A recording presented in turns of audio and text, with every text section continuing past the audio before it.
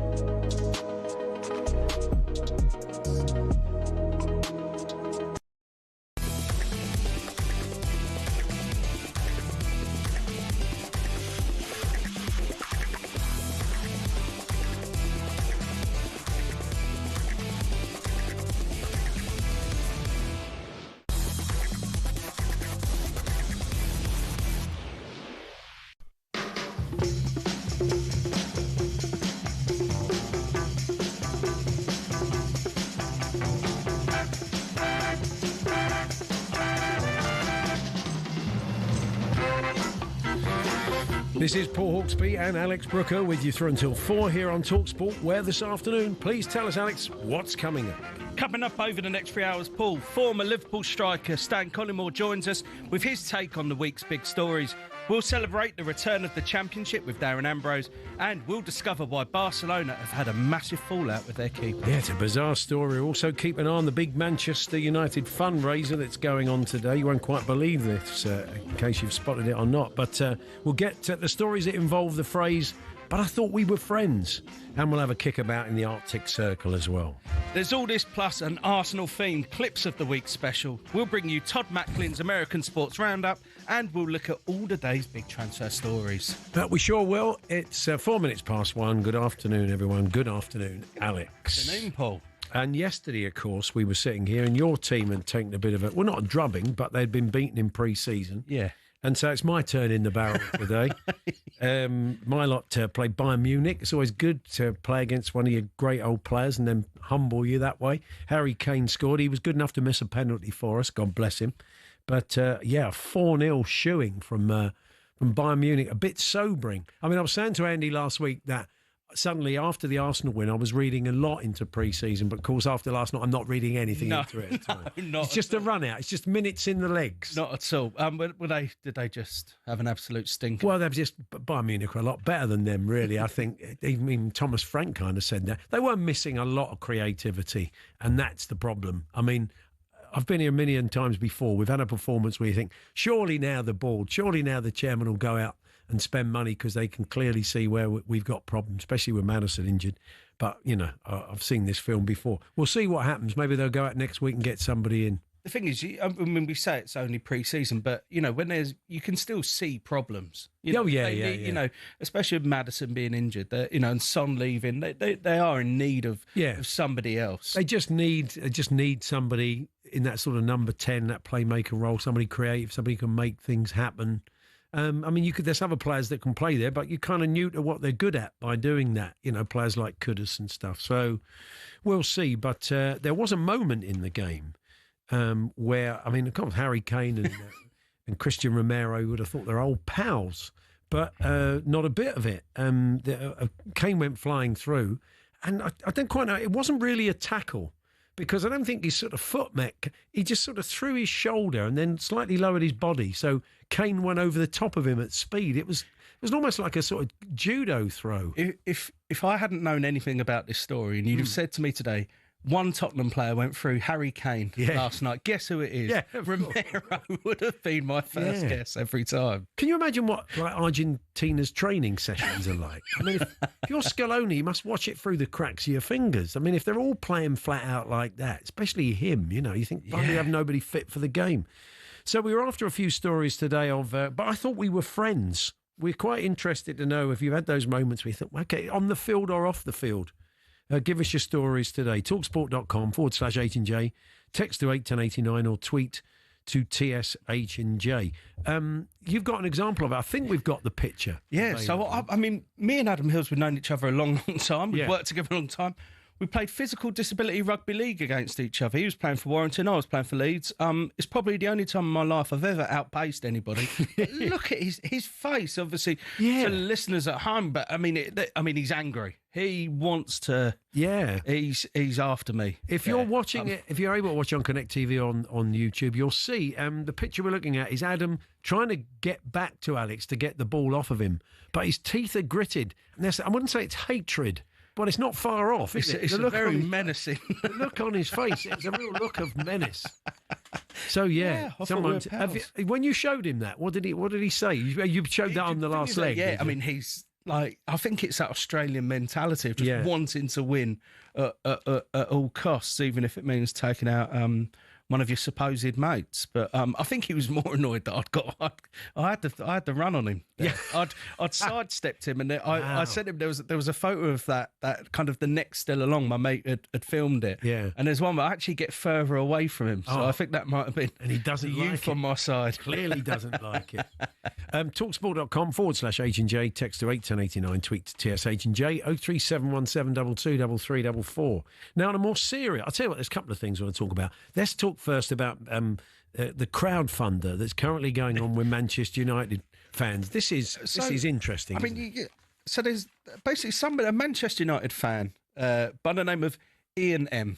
is what he goes by on GoFundMe, has started a fundraiser to raise 120 million for the club to sign Carlos Baleba. Yeah. So I think I think they thought it through in terms of the price. They've gone right. I think Brighton might ask for 90 mil, agents' fees, add-ons. So they've set the heights. 120 million. That's what they're looking to raise. This is what they're looking to raise. And obviously you go, I mean, this is crazy. But even crazier than that is, as it stands, they've raised 193 quid. But the's still people chucking in the odd fiver. Really? 27 different people. What are the comments then? What sort of comments have we got? Do you know? My favourite one is, it just says repeatedly, we need this to happen. We need this to happen. We need this to happen. We need this to happen. That's basically, I mean, I don't know if Jim Ratcliffe is going under a pseudonym. Yeah. But, I mean, he's one of the richest men in the country, isn't he, Jim Ratcliffe? The idea that some Manchester United fans, who I'm guessing don't have his money, are putting in fivers to try and get Baleba over the line. I mean, but what I don't know, obviously with GoFundMe, normally, there'll be a place where if they don't reach the total, the money will go somewhere. I mean, whoever put that together was probably thinking we're not going to get the 120 million. No, but I mean, as I said, it's, where's that money going?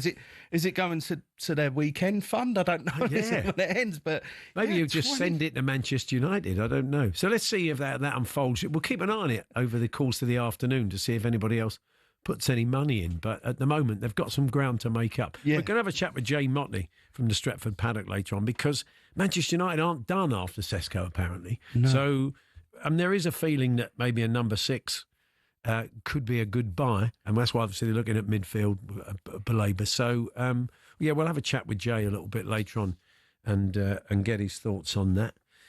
On a more serious note, this is a story today, and look, we're interested to hear your experiences. This was some research that Lloyds Bank did. Football supporters are being urged to beware of ticket scams ahead of the new Premier League season. They say fraudsters have stolen an estimated £2.5 million since 2023. Victims lost an average of £218 last season, said The Sun off the back of the research, with 76% of scams starting on social media. Liverpool fans were hit the hardest. I mean, sort of demand for tickets, I suppose, when it's going well. Everybody wants to get in the stadium, and you get a bit desperate, and maybe you think, I'm sure that'll be fine. I'm sure it all looks fine. Followed by Arsenal fans, Manchester United, Chelsea and Man City. Again, teams doing well and a bit of demand for tickets. But a lot of it's through social media, isn't it? I mean, I've known of, I've been introduced to, back when I was on Twitter, someone who, I've got a mate who's, you can DM him on Twitter, he's selling a ticket. I mean, more often than not, the away games are the ones where they're the hardest to get tickets for. But I've known of people getting scammed, especially for the big games, for finals and things like that. 2017 Cup final, knew a couple of people who got scammed. It's just, it's weird. Back in the day, you said you had somebody outside the ground, didn't you? Yeah. Oh, so any tickets? Buy tickets. Oh, yeah. But that kind of, I don't know if that person's now probably more trustworthy. Well, I mean, I suppose there was... Not that we advocate it, of course. We certainly don't. But the fact that the following week they wanted to be on that corner again selling tickets, and they probably didn't want the comeback.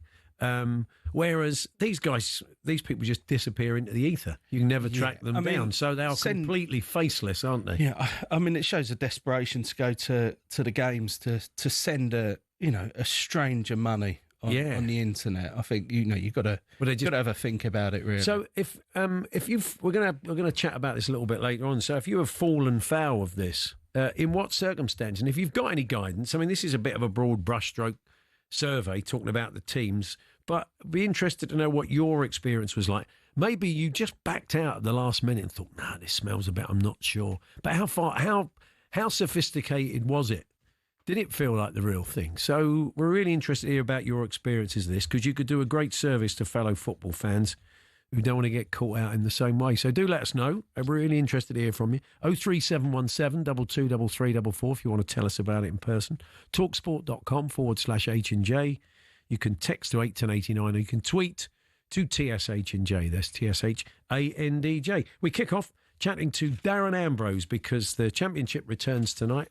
And we got Birmingham City versus Ipswich, clubs that Darren knows well. Number of other clubs, of course, he's played for still in the Championship. And we may touch on Tottenham's shoeing last night because that's the club he supports. Jay Motti, as we said, from the Stretford Paddock. See if he's put a fiver in, Alex. We'll find out later on. Talk about Shesko and the month. No, apparently the spending hasn't stopped. So we'll be chatting about that a little bit later on. Stan Collymore is going to join us. We will have in Alex's honour with us.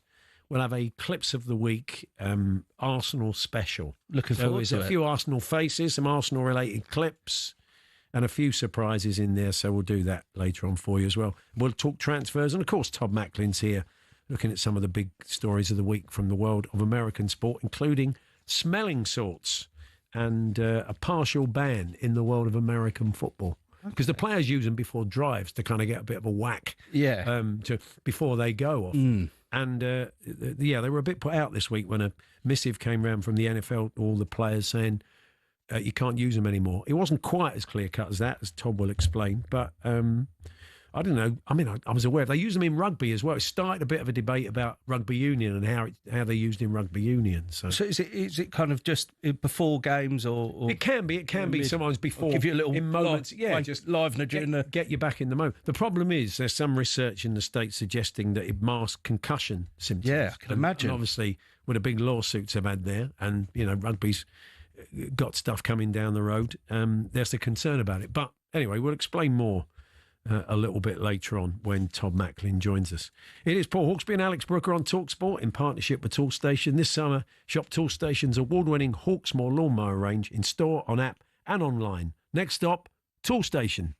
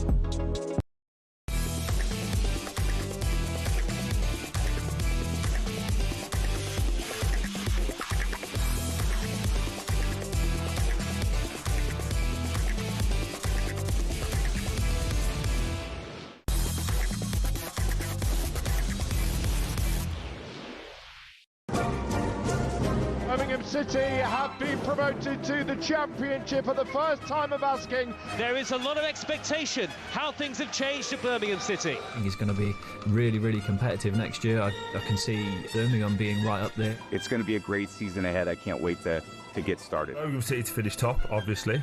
You actually think they're going to finish top? Of course.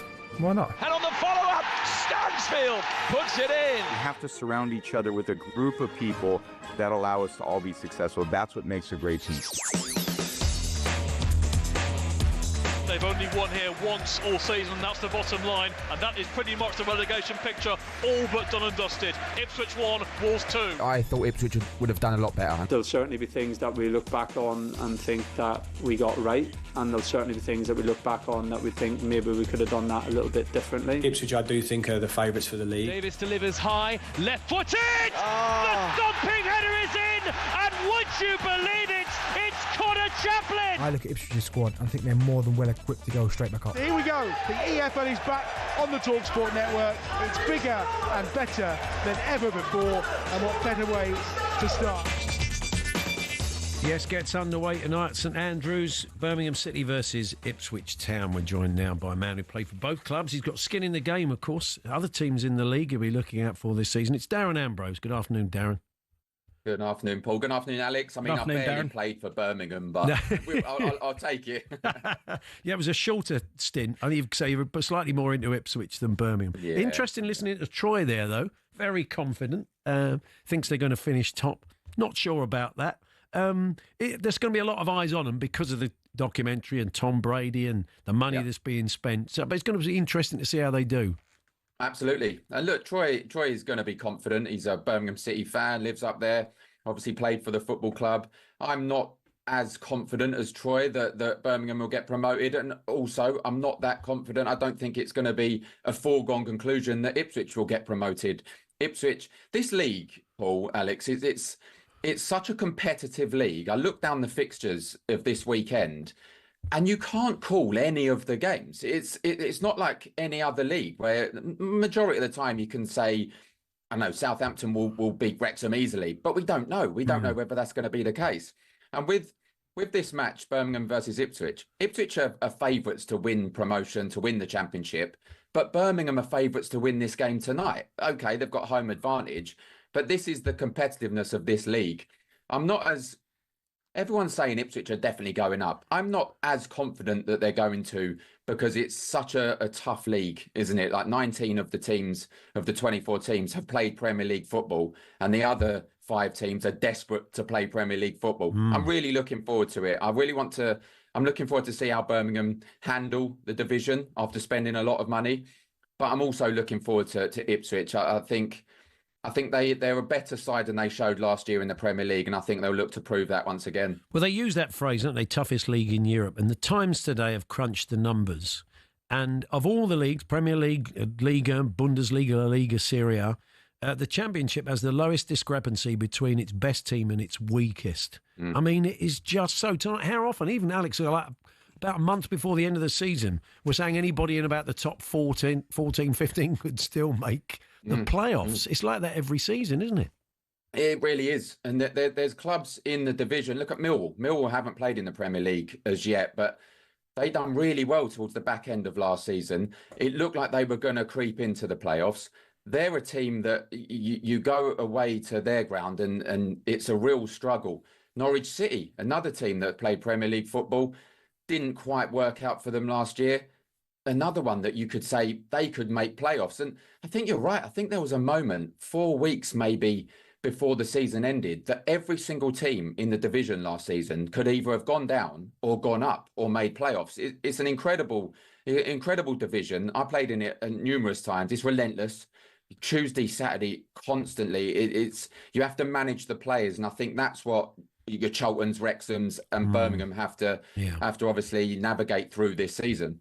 I mean, Birmingham last season, they absolutely blasted through League One. I think it was at 111 points. They were relatively comfortable for most of the season.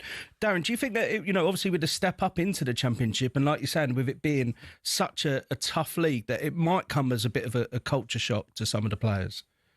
I don't know, to be honest. It's one of those that you as we said before, you can't call it. I don't think it'll be a culture shock. I think they've signed some good players. Obviously, Hickman has come on permanent from Bristol City, played the majority on loan last season, of course. Isaiah Samuel from Fenerbahce, he's got championship experience. Damari Gray, Premier League winner with Leicester City. He's come home, essentially. That's where he started. I played with Damari Gray. Such a talented player. Nothing will faze him. Obviously, they've got the lad Furuhashi from Rennes that they've brought in. Goal scorer, played for Celtic for a few years, and he's a great goal scorer. So I think that the difference this season, I think the new players they've come in, I think 9 overall maybe that they've brought in, that they need to gel really quickly, because as opposed to League One, League Two, the Championship is relentless. And if you start off the season slowly, it's really tough to catch up. So they need to gel these players as quickly as possible. But they're coming up against probably a powerhouse in this division at the moment in Ipswich Town tonight. And it's going to be a real tough game for them to start off with. The other thing we don't know, Darren, until we've seen a few games, is how well the boys who were playing in the Premier League last season with the teams that came down have adjusted. We saw it with Stoke, we saw it with Luton. You've suddenly gone from that league and you're back in the muck and bullets to the Championship Saturday, Tuesday. And sometimes players just can't get going again, can they? And they start to struggle, and then that plays on their mind, and they find themselves sort of well off the promotion places. Yeah, absolutely, Paul. I think look, with Ipswich, four games they won last season. I think only one at Portman Road. That mentality needs to change. The year before, I think, when they were last in the Championship, won 28 games. So they were relentless. They were a winning machine, and everyone thought they would have fallen off having just got promoted from League One. But there's a lot of talent in that squad. Yes, they've lost Liam Delap. They've lost Sam Morsey, their captain, their leader. They've just recently brought in Jens Kajuster again on loan from Napoli, where he was there last season. Fantastic signing. But they've got players in the squad. Leif Davies, Jack Clark, Connor Chaplin, George Hurst, Sammy Smodics, of course, 27 goals from Blackburn last time in the Championship. They've got success in this division. They know the division inside out. That's what puts them favourites for me for the Championship. So once again, I'm looking forward to the match. I'm looking forward to, one, how Birmingham can cope with this division, with the quality of an Ipswich Town, and two, as you said, how these players, with probably a negative mentality coming into the league this season, having got relegated, whether they can get straight onto that winning mentality once again. Yeah. Just a quick one on Tottenham, our team, Darren. Bit of a humbling performance last night and result against Bayern Munich.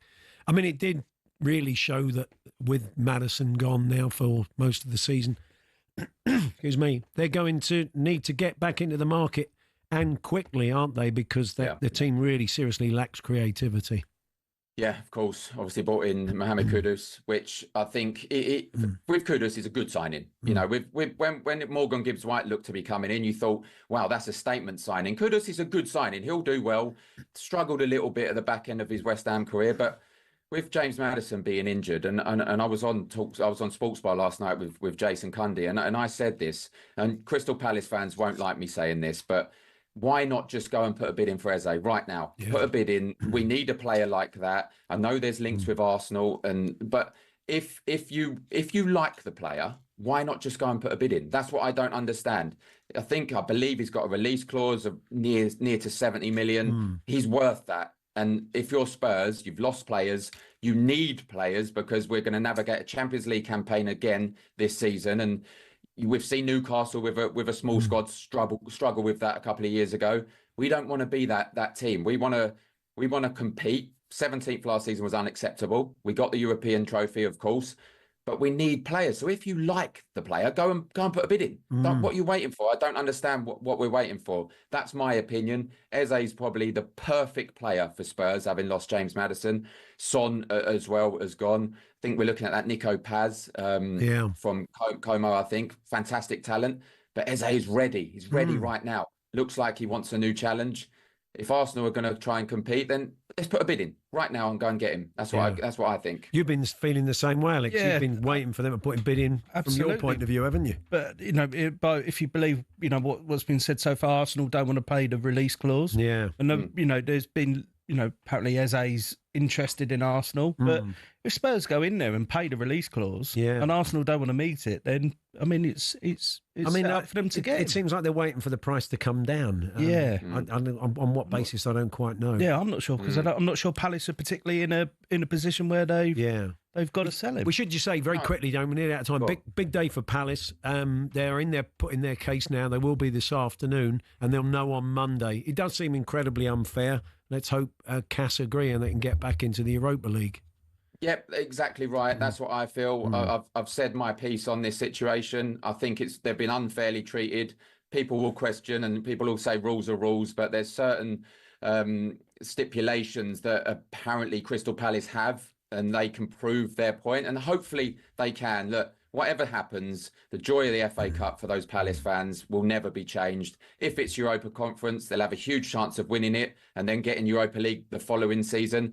But I just hope for the Crystal Palace support, for the club themselves, they can the right thing happens and they can get re-put into the Europa League. And hopefully that starts today. Absolutely. Cheers, Darren. Good to talk to you as always. Thanks a lot. Cheers, guys. Thank you. Bye-bye. Darren Ambrose there looking at the return of the Championship tonight. Birmingham City, Ipswich Town tomorrow. We got Saints Wrexham, Coventry Hull, West Brom Blackburn, Sheffield United Bristol City, and we're around the grounds with Adrian from 2:30 on talkSPORT on game day. Then on Sunday, Leicester versus troubled Sheffield Wednesday.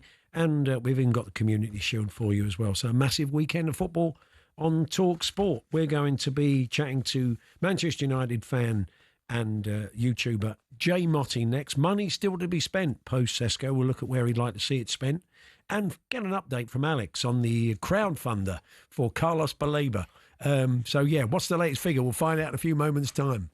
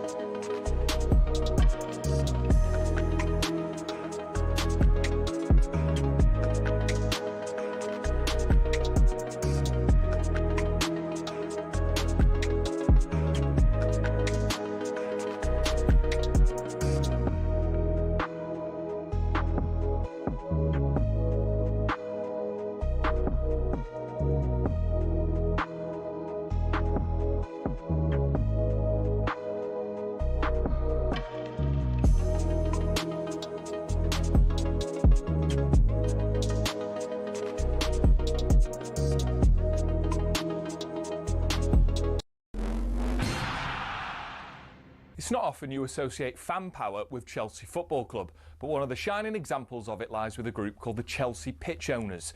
And they've proved to be the thorn in the side of owners past and present who've been dead set on moving stadiums to a larger, more lucrative piece of land. Essentially, the supporters group holds the freehold to the land on which Stamford Bridge sits. Former owner Ken Bates set it up at a time where some unruly property developers tried to evict the club from their ground. In order to prevent this, he established the CPO as a company that owned the pitch and offered the fans the chance to buy a share for £100. As well as that, they also own the rights to the name Chelsea Football Club, so if any owner wants to take them elsewhere, they can't be called Chelsea without the approval from the CPO.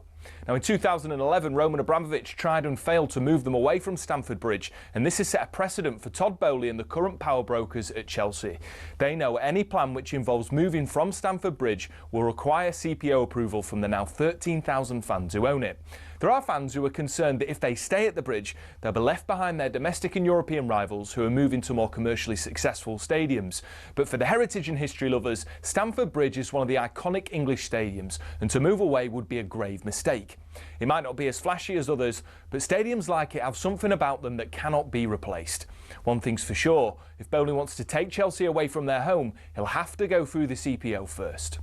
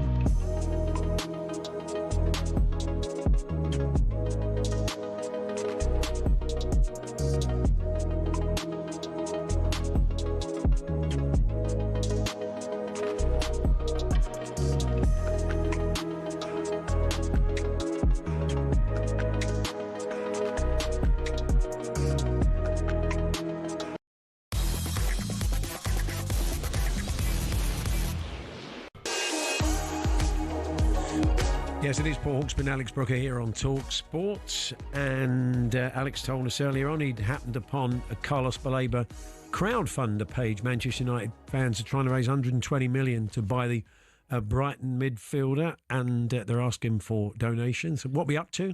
We're still stuck at 193 quid. Sadly, things have stagnated. But I was just looking through some of the bids that people, like some of the donations. Someone donated 20 quid. Which I know, honestly, in the grand... But it's like, it's just 20 quid to something that's going to go nowhere. Yeah, I know. I mean, maybe it's just a statement. Somebody wants something to happen, they think, by putting their 20 quid in, it'll make it happen. Yeah. So, Shesko looks like it's done. And we'll wait the white smoke, of course, from Old Trafford, and the picture of him holding up the shirt and the soft focus video and saying how much he's always wanted to play there, talking about Greenoffs and Stuart Pearson and Brian Kidd and George Best. Who knows? He may be a specialist subject on Mastermind. But the business isn't done. Apparently, they are in the market for other players, and the feeling is amongst many at Manchester United, sort of player of Baleba's type would be absolutely spot on. Let's have a chat with Jay Motti from the Stretford Paddock, the YouTube channel. Hi, Jay. Hi, lads. You okay? Have you put in yet for the 120 million crowdfunder? Yeah, there's £3.42. That's mine. It's got my name on it now. That's going to go towards the 120 million quid that we need to get him. So fingers crossed it'll happen this week. Yeah, fingers crossed. Do you think Jim Ratcliffe will want whatever they raise in the end? I'm sure he's not going to let that money go to waste, is he? Yeah. Listen, he likes to save a few quid here and there, doesn't he? He'll probably have that. If you let him know about it, yeah, I'm sure he will. So, normally when we've been speaking to you recently, Jay, it's been all doom and gloom. But, I mean, how are you feeling about life currently with the business they've done and the business they're threatening to do? Yeah, it's a bit weird because usually I'm coming on here and I'm trying to either sort of cheer myself up or defend what's going on or just moaning.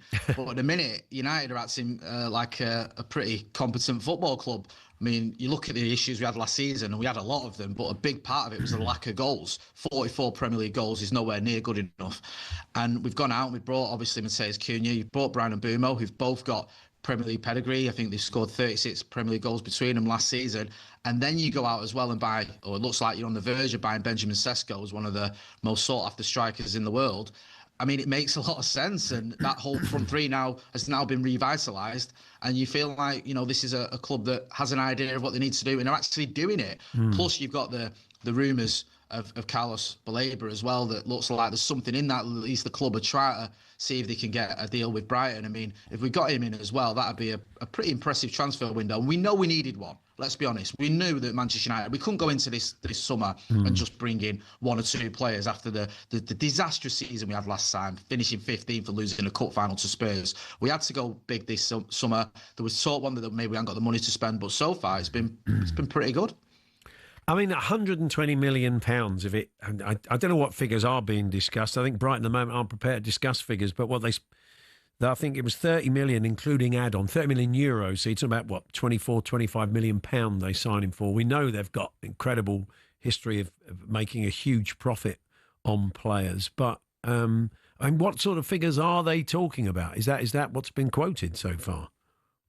I think there was something I read that Brighton wanted around 104 million is what they said it would take to get him. Now, I don't know if that's a hard and fast, like that is it, anything less won't happen. You'd imagine that if United were to sort of test the waters with 70-odd million, maybe there could be some sort of middle ground there. Like you said, Brighton don't sell players on the cheap. We saw what happened with Caicedo. I think one of the things with Caicedo, though, was, unless I'm mistaken, I think Liverpool and Chelsea are in for him, which probably helped bump up the price a little bit. If it is just Manchester United in for Baleba, what's he been there for 2 seasons? They paid 20-odd million for him. Maybe if you could sort of look at it from Brighton's point of view, if they were to triple their money or get £50 million profit, they might go for that. But it's not going to be easy to get a player of that calibre from a club who probably don't need to sell him, probably don't want to sell him. I mean, Joe, there's been a lot of talk about Manchester United's finances, and Jim Ratcliffe himself has kind of been very honest, saying that, you know, they were close to going out of business and things like that, and broke's been a word that's been bandied around. Has the spending this summer surprised you? It has a little bit, because I saw the interviews that he gave where he said that basically the club was on the verge of bankruptcy, the way he made it sound, and we were still paying off the deals for the likes of Rasmus Højlund and Andre Onana. So everything he said in those interviews made you think we might need to temper expectations a little bit here this summer. I always felt like the Cunha deal was going to get done. I felt like that the sort of rumours around that were going on for months, and you thought that had been arranged, so we knew we could get him. Then there was question marks, could we get another big signing in Brian and Bumo? We'll get that one done. But the Sesko one in particular surprised me, and the fact that we're now getting linked with other players when, as you mentioned, it seemed that United would have to maybe go into the free transfer market or look for loan deals or something. So the business we've done has massively surprised me. Yeah, it looks like he's either lied or he's found money down the back of the sofa somewhere, or maybe it's one of those crowdfunding pages you've been talking about. The midfield position is interesting. Whether they get Baleba or not, you do feel there's an issue there. That defence does need some protection. I mean, you can't base anything on pre-season, especially after you've lost 4-0 to Bayern Munich like we did. It means nothing. So, but Ugarte didn't look great in a couple of those games, and you kind of feel they need somebody there. What's the situation with Kobbie Mainoo at the moment? Is he sort of someone that Manchester United fans trust or not?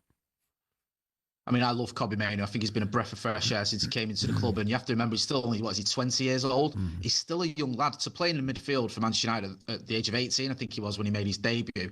And I think the problem with Kobbie Mainoo is that first season was so impressive. Sort of winning the FA Cup, man of the match in the FA Cup final, getting into the England squad and going all the way to the Euros final. It sort of set the bar very high, and people almost forgot he's still a young lad learning his craft. Obviously had a few injuries last season. One of the issues is about legs, like you've spoken about in the past. You look at someone like Mainoo, and I think he's a good midfielder. You probably need someone alongside him who's a little bit more energetic and dynamic in terms of getting up and down the pitch and has a little bit more pace than he has. The other issue is Manuel Ugarte that guy? I don't know. We saw I was over in the States for the tour, and after the West Ham game, I was thinking, maybe this combination could work. But then you fast forward to the Everton game, and it looked like it wasn't really happening for them. So Baleba, for example, would come in and could play alongside Mainoo. The thing is, you've got other players who fit that role who could play alongside Baleba. You could probably put Ugarte next to him. You could probably put Bruno Fernandes in a deep role, or even Casemiro, if you had someone to do his running for him, would work. It's just we haven't got the legs. So I hope Mainoo stays. I think he's going to have a very bright future ahead of him at Manchester United, but he probably needs someone alongside him who can do a little bit more of the running than he can. And at the minute, we just haven't got that player. It doesn't feel like it's quite there with Manuel Ugarte, although he's only had one season. I'm not giving up on him yet. It's not. It doesn't seem like it's quite the right combination. And with the signings of Mbeumo and Cunha, do you think that we will see Bruno Fernandes drop in further back to accommodate him? Because I just think with Bruno Fernandes, he's such a great player, and he kind of, the amount of times he got United out of trouble last season as well. Yeah, no, I agree completely. I know when he was really linked with a move, I think, to Saudi, there's a few people saying, we should sell him, should cash in. I wasn't one of them. I think if it wasn't for Bruno Fernandes, no matter how bad last season was, it would have been a lot worse. And I think ever since he's arrived, he's been an absolute phenomenon. I think he's easily, for me, our best signing post Sir Alex Ferguson. And he's someone who's just sort of broken all sorts of records with his goals and assists as well. We saw in pre-season where he started off, I think, further up the pitch. But if you're bringing in a new front three, I expect Cunha, I expect Mbeumo, and I expect Sesko to start. Then where does that leave Bruno Fernandes? I think he is going to have to play a deeper role. And I remember many years ago, someone like Paul Scholes, for example, he started off as an attacking midfielder, and then he dropped deep, and he was almost like a sort of like the quarterback role, if you will, in the team. And Bruno Fernandes, he's a very good player. I'm not saying he's as good as Paul Scholes, but he's not a million miles away. He's a talented midfielder, and I think he could adapt his game. We have actually seen him play deep, and I think if he's got better players around him as well, he can play that deeper role better than he has been doing, because he's got players that he doesn't have to sort of do everything for. He can find an Mbeumo, he can find a Cunha, he can find a Benjamin Sesko, and they've got the ability to either run at defenders or to create chances themselves or to score goals from the chances he creates. So I think Bruno Fernandes in a deeper role with those players alongside him, it could be a good fit. Good to talk to you, Jay. Nice to hear you a bit more chipper than you usually are when you join us on the show. Definitely, yeah. We'll catch up with you during the season. Thanks very much. Cheers, lads. Jay Motti there from the Stretford Paddock YouTube channel. Talksport.com, text 81089, tweet TSH and J to get in touch this afternoon on any of the topics we've been covering. We've been getting a few of your but I thought we were friends stories. We'll bring you the best of those a little bit later on, but our next guest will be telling us a little bit about a trip that he's planned to make to play some five-a-side in the Arctic Circle. We'll find out more in a few moments' time. It's Hawksbee and Brooker on TalkSport with Tool Station, delivering as little as 30 minutes with Fast Track. Next stop, Tool Station.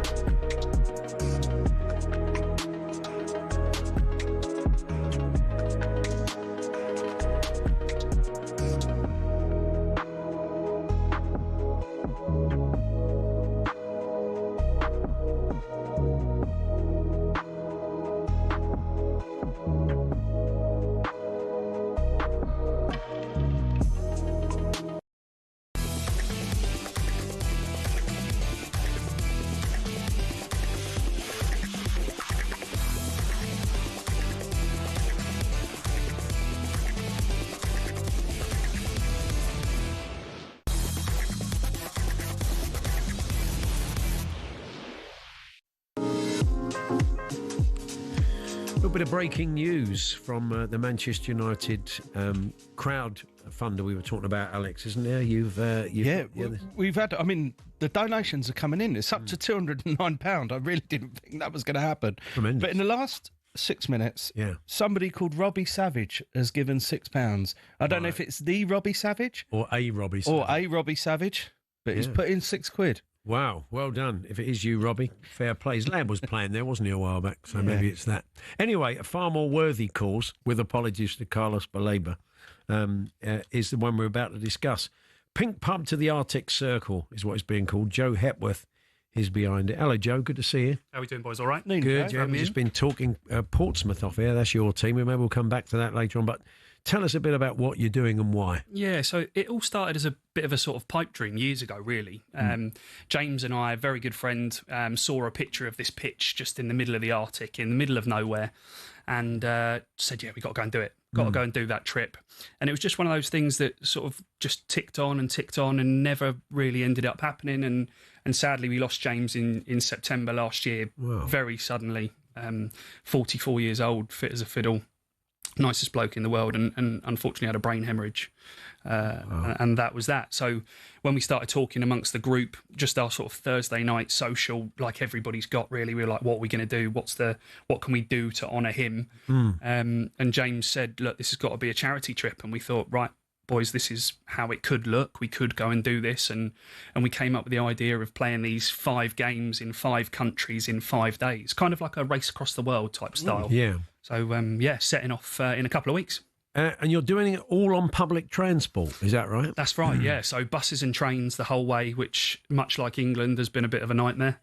So you've had train cancellations in Sweden and a little bit of this, a little bit of that. But I think... what is the route then to the Arctic Circle from Portsmouth? So we're leaving Bognor Regis, sunny Bognor Regis, Sussex by the sea. And we'll go, Brussels is our first game, Hamburg, Copenhagen, Stockholm, and then finishing up in Henningsvær, which is 127 miles inside the Arctic Circle. Wow. And so is it on a really tight schedule? So you've got to make these trains and buses, in order to get everywhere for the 5 days? Yeah, definitely. And there's a big risk that a couple of the boys get left behind as well. So we could end up not with 18, but maybe with 11. Well, I was going to say, with you look at it, and it looks like a great social trip. I'll be honest with you. Yeah. Is there a danger of a few of the boys going too big in Brussels? The Belgian beers, the better of many. 9%. Many a better man than me. I won't mention any names, but there's definitely, we're at risk of losing a couple in Hamburg, I think. Yeah. Well, we won't go into that. It's the other danger, obviously, with it is, obviously you're playing football 5 times, but don't go mad that first game. No. Leave a bit in the tank for the Arctic Circle. Seems like the sort of place where you'll need a bit of energy about it. Absolutely. I mean, we played last night as our Thursday as normal, and I popped a knee out, so I was thinking, right, that's me done until we go. But yeah, I mean, the group ranges from, the youngest was 18 a few weeks ago, and the eldest is 54. So it's a real eclectic mix of boys that are coming on. And when are you setting off?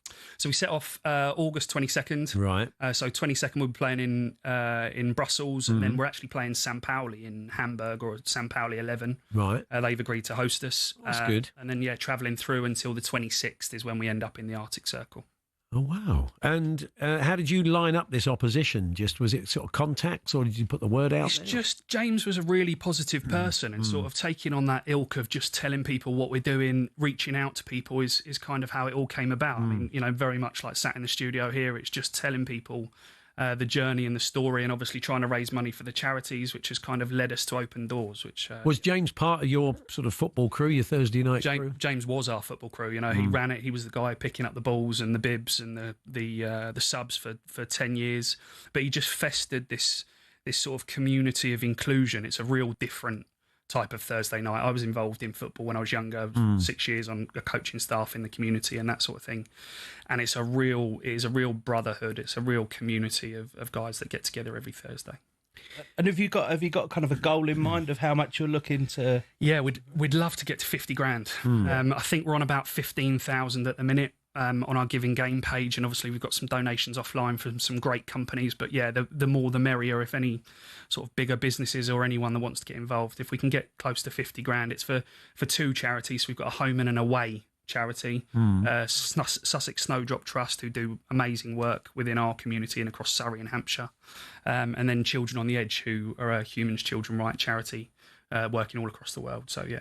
So you'll be filming this and putting stuff up. You've got a sort of website and you've got all your social feeds ready to go? Yeah, all of the socials. You'll find us on @PinkPub2AC, 2 as in the number. Right. So you'll find us on there. There's a donation link in the top box. We'll be filming it the whole way along. VO, the sports camera company, have been brilliant to us and kitted us out. So that's been fantastic. And we'll be taking that and live streaming the games as well as we go along. Wow, live streaming them. Fantastic. Yeah. That'll be good. For the dog and duck. And what's the weather like in the Arctic Circle when you get there? What are you expecting? It's going to be a bit of a drop. So we think it's probably going to be about 26, 27 across Europe, and then it will be about 5 to 7 degrees when we actually get to the Arctic Circle. Okay. So, 24 hours of sunshine, but no heat. Right. No one wearing leggings, though. You're not going to accept that, Well, it's been talked about. Has it? Balaclavas, snoods. I saw Max Dowman coming in for it. He wore leggings. Oh, did he? Came on for the Arsenal in Hong Kong the other day, which I felt... Really? Yeah, but look, he's so good, he can wear what he wants. But, yeah. Oh, it's a fantastic cause, and I suppose for all of you guys as well, having the grief of losing your mate as well. I'm sure for you it's a fantastic way to honour your pal as well as raising money for incredible causes. Yeah, it's going to be very cathartic, I think, for all of us. A very emotional one.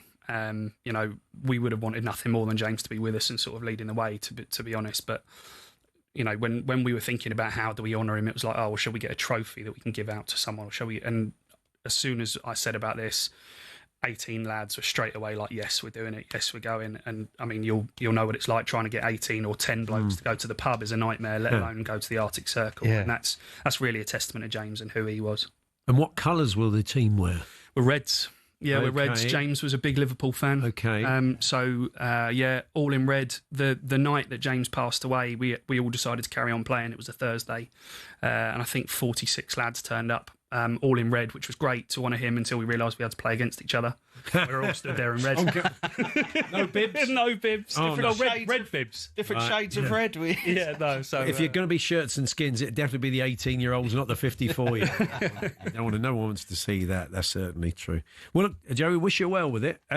So people can find out a bit more. Just remind us of where they can go along and find out a bit more about what you're doing and donate. Yeah, so you can find all our socials at PinkPub2AC. That's the number 2. And we're also the same handle at gmail.com as well for anyone that wants to get in touch. Brilliant. Well, good luck, and let us know how you get on. Thanks, chaps. Good luck. We'll have a chat with you when you get back. Thanks very much. Thank you. It's Joe Hepworth there. Go and check it out at Pink Pub to the Arctic Circle. Still to come today, Kevin Hatchard joins us.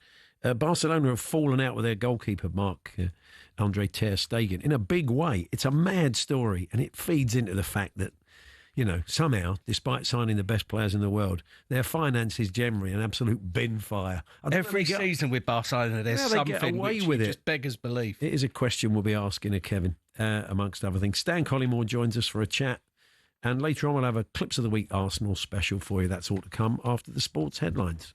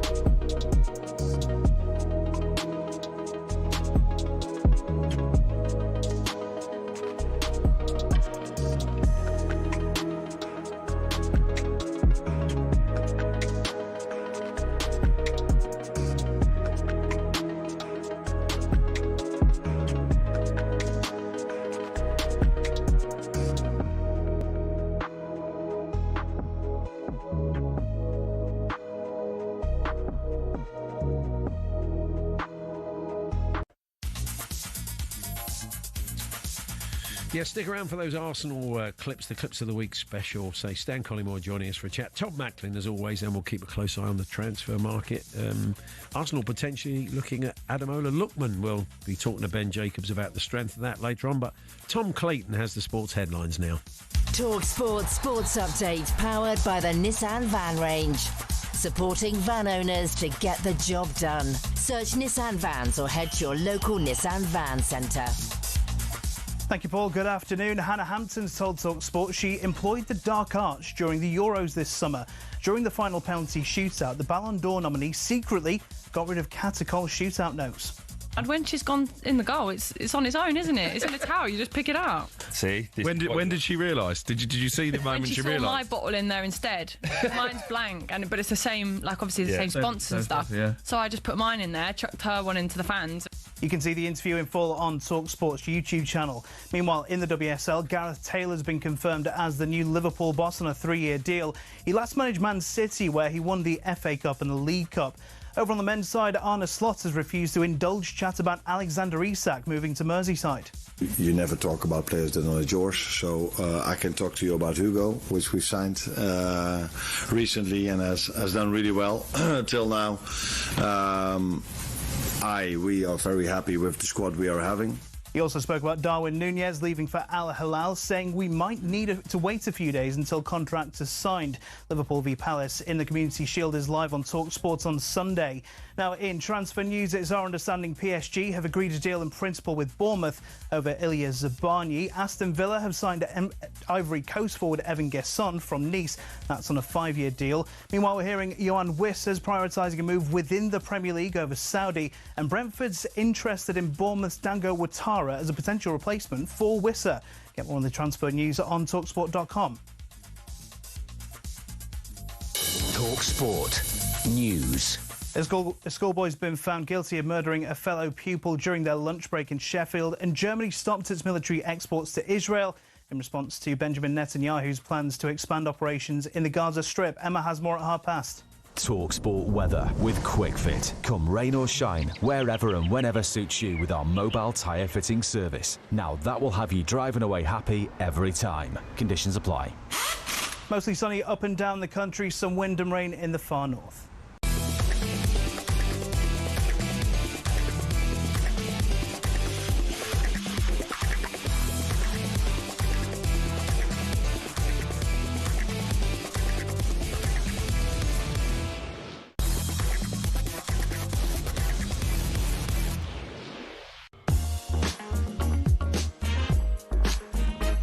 Yes, good afternoon. It is Paul Hawksbee and Alex Brooker here on talkSPORT, and we'll be chatting later on to Stan Collymore. Look at some of the stories of the day. He'll be delighted because Aston Villa have signed somebody up front. Signing of the summer, isn't it? Yeah, Gesson. I'm sure he's been watching the video, so Stan will give us a striker's take on that. We'll also be chatting to Kevin Hatchard about this fallout between Barcelona and their goalkeeper that's seen him stripped of the captaincy and put on a disciplinary issue and all sorts going on. We also mentioned earlier on this warning today to football fans to be careful of not being scammed when they buy tickets. It seems £2.5 million in the last 2 years has been stolen by fraudsters claiming they have tickets for games they haven't got. And a few of the listeners have been in touch telling us their stories. If I can get this one up on screen. It was this person said, I'll call myself Paul, but that's not my real name. And I would have come on, but I'm too embarrassed to come on personally and tell you about it. He said, you'll be surprised how clever they are in what they do. They tag you in on Facebook with people you know, put photos on there from fans enjoying the game that are strangers, and these people probably don't even know their images are being used there.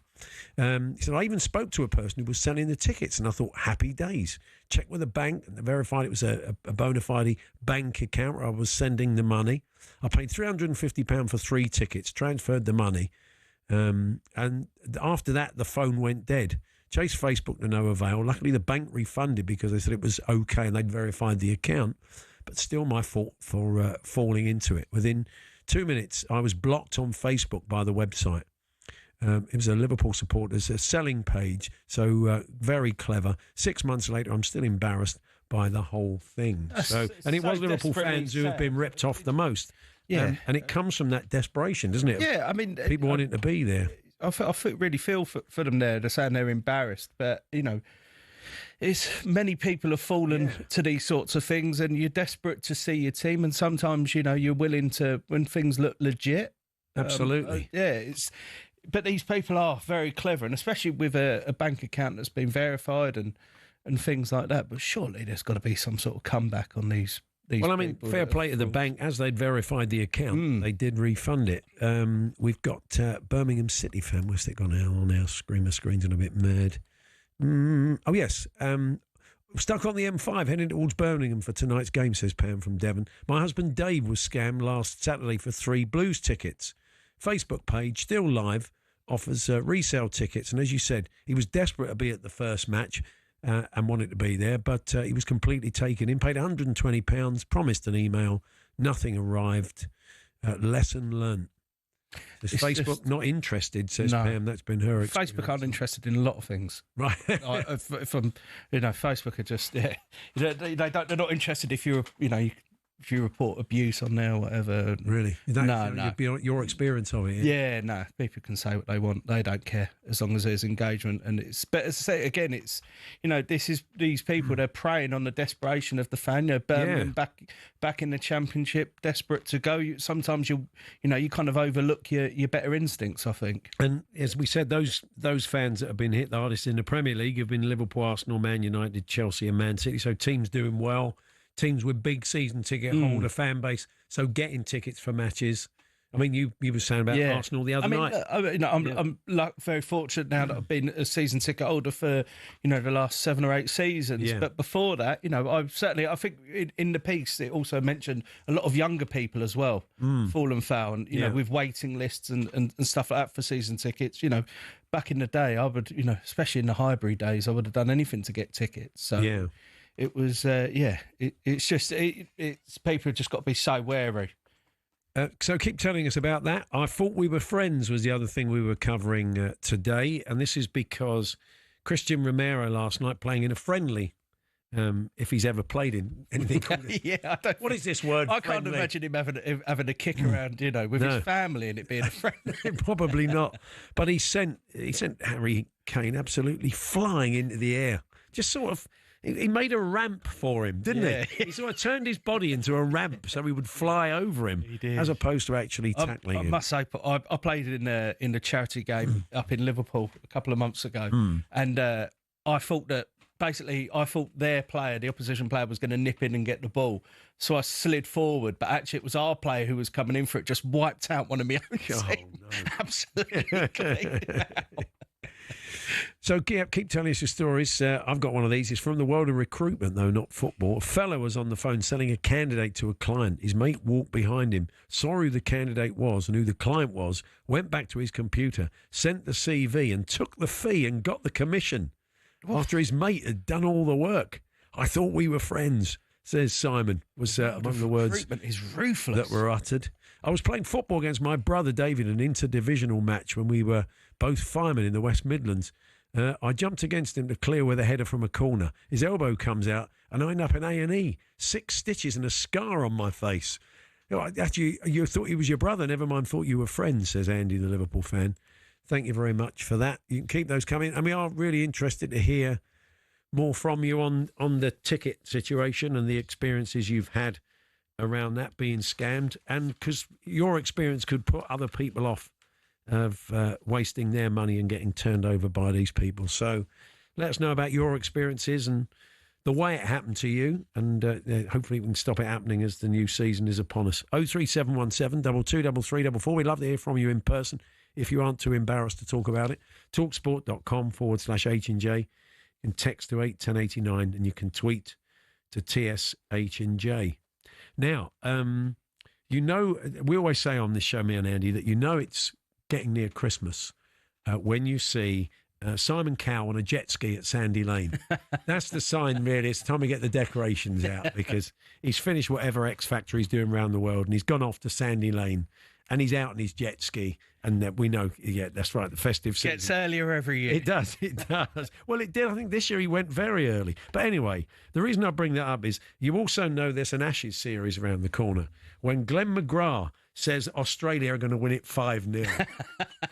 It's like Panto now. Yeah. He just can't help himself. They just love to stoke the fires. Yeah, but he always says the same thing. He always says it's pointless asking. We had him on a couple of years ago, or it must have been the last Ashes series. And I said, "Okay, Glenn, let's have your prediction." I thought, why am I even asking that question? I know what it's going to be. He's one of those blokes that, as a sports person, I don't know if you've ever. I mean, in sport, you might take against someone. You've watched a player, they've levelled one of your footballers, and you can't stand them because you think they're a nasty piece of work. Then you meet them, and it's a completely different experience. Do you know what? I had that. I mean, soccer had the amount of Spurs players that have, Teddy Sheringham won, just when he used to play for United against us. Spurs. Couldn't stand him. Lovely bloke. That's right. Lovely bloke. So we had it with Glenn. Well, not Glenn. I didn't have anything personally against Glenn McGrath, but he was obviously a fierce competitor, and he always used to have the 5-0s and always sticking it to England and getting in England players' face. But again, he's just the loveliest man in the world. It's really difficult. Yeah, because you see, you kind of think their game face is the same as what they're like off the pitch. I kind of respect that in a way. Just that's how it is, and they're born winners. Yeah, they're so confident in their own ability in their own country. So. Yeah. What does that say? Paul and Alex, Oasis are the greatest band of all time. Oh, okay. I didn't know. We weren't particularly questioning. I did. We didn't ask. Have you said? I don't remember asking who were the. Come on, let's have your greatest band of all time. We didn't do one of those Allens. No, Pete just needed to get that off his chest. Thanks for telling us, Pete. It's great, and it's great you feel that way. Have you seen them on this tour? Have you been? No, I haven't. You know what? I'm going to be honest. I got offered a ticket, and I like Oasis, but I genuinely know how many of my mates were desperate to get hold of them. Right. And I didn't go. We went on holiday instead. Right. I took the holiday that week, even though I'd been offered the ticket. I thought it was, better people more deserving of it. That's a nice touch. That's a nice touch. I mean, look, if it had been Justin Timberlake, I'd have absolutely bitten your hand off. There's absolutely no chance. I mean, I've opened myself up to a world of abuse after saying national radio. Very much a different. Well, now suddenly we will have lots of people saying Timberlake. The other thing obviously with Oasis, we're talking about scammers. Is the big desperation for Oasis tickets? I know a lot of people. There's been a lot of stories of people getting scammed for tickets. For Oasis. So obviously, when there's such a huge demand, it just opens the door. No, I think that's absolutely right. So look, do let us know, as we said, more of your stories today. You could be helping someone else if you talk through what happened to you. It could certainly help another fan as the season unfolds. 0371 722 3344, talksport.com, text to 81089, tweets TSH and J. But it is time to talk racing now. Weekend preview on talkSPORT with Paddy Power. For more racing tips, check out their podcast, From the Horse's Mouth, with Ruby Walsh and our own Paddy Power. The podcast for racing fans, by racing fans. T's and C's apply. 18 plus BWI.org. Now finding scammers. Yes, I think we've got a caller coming in. We may be having a chat about that a little bit later on. But first, we check in with Ryan McHugh from Paddy Power with all the latest news and odds. Good afternoon, Ryan. Yeah, good afternoon, lads. Hope you're both well. Yeah, we're not so bad. Thanks. So what we got to look forward to racing-wise? Yeah, so the Sugar Cup takes place at Ascot tomorrow. It starts at 1:35, lads. It brings jockeys from all around the world together to compete, both individually and as teams. So it only happens once a year. It's a really interesting concept. It's a 6-race card. Each race bar 2 over different distances as well. So the sprinters are up first at 1:35. And what I like in this is Manican. Although he's out of form, he is top weight in here. I think the handicapper has given him a little bit of a chance here. He has course and distance form in the past, and Holly Doyle takes the ride on that one. The Stayers are up second then, and fresh off his Northumberland plate success last time at Newcastle. Spirit Mixer was the one I like in this at around 4-1. I thought he might be able to follow up that victory. He looked to have an obvious chance in that for Joanna Mason. One of the bigger prize later on in the card worth considering is Too Tempting in the Sugar Cup mile at 4:30. He's been dropped a few pounds in the handicap of late, so I'm hoping he can rediscover some of his old form. And if he does, 14-1 might look a bit generous in the 4:30 race. But do keep an eye out either this evening or in the morning for top jockey and top team markets in the Sureguard Cup. Bets like that are a good way to give you an interest across the whole card instead of maybe having a bet in each race. They're very popular amongst customers each year, them top jockey and top trainer markets in the Sureguard Cup. But that all kicks off at Ascot at 1:35 tomorrow, lads. Fantastic. Thank you very much, Ryan. Thank you. There we are. Ryan McHugh there from Paddy Power. And you can keep up with all the very latest racing news. Paddy Power's from the Horse's Mouth podcast. It's available every week, and you can download the latest episode from your usual podcast provider now, 18+, begambleaware.org. Weekend preview on talkSPORT with Paddy Power. For more racing tips, check out their podcast, From the Horse's Mouth, with Ruby Walsh and our own Paddy Power. The podcast for racing fans, by racing fans. T's and C's apply. 18+, begambleaware.org. We're going to have a chat with Kevin Hatchard next, our European football expert. A big fallout between Marc-Andre ter Stegen, the goalkeeper at Barcelona, and the club. And it all kind of roots back to their complicated finances, and that's being kind to them. Anyway, we'll find out more from Kev, exactly what's gone on in a few moments' time. We're here with Toolstation. This summer, you can shop Toolstation's award-winning Hawksbee lawnmower range in-store, on the app and online. Next up, Toolstation.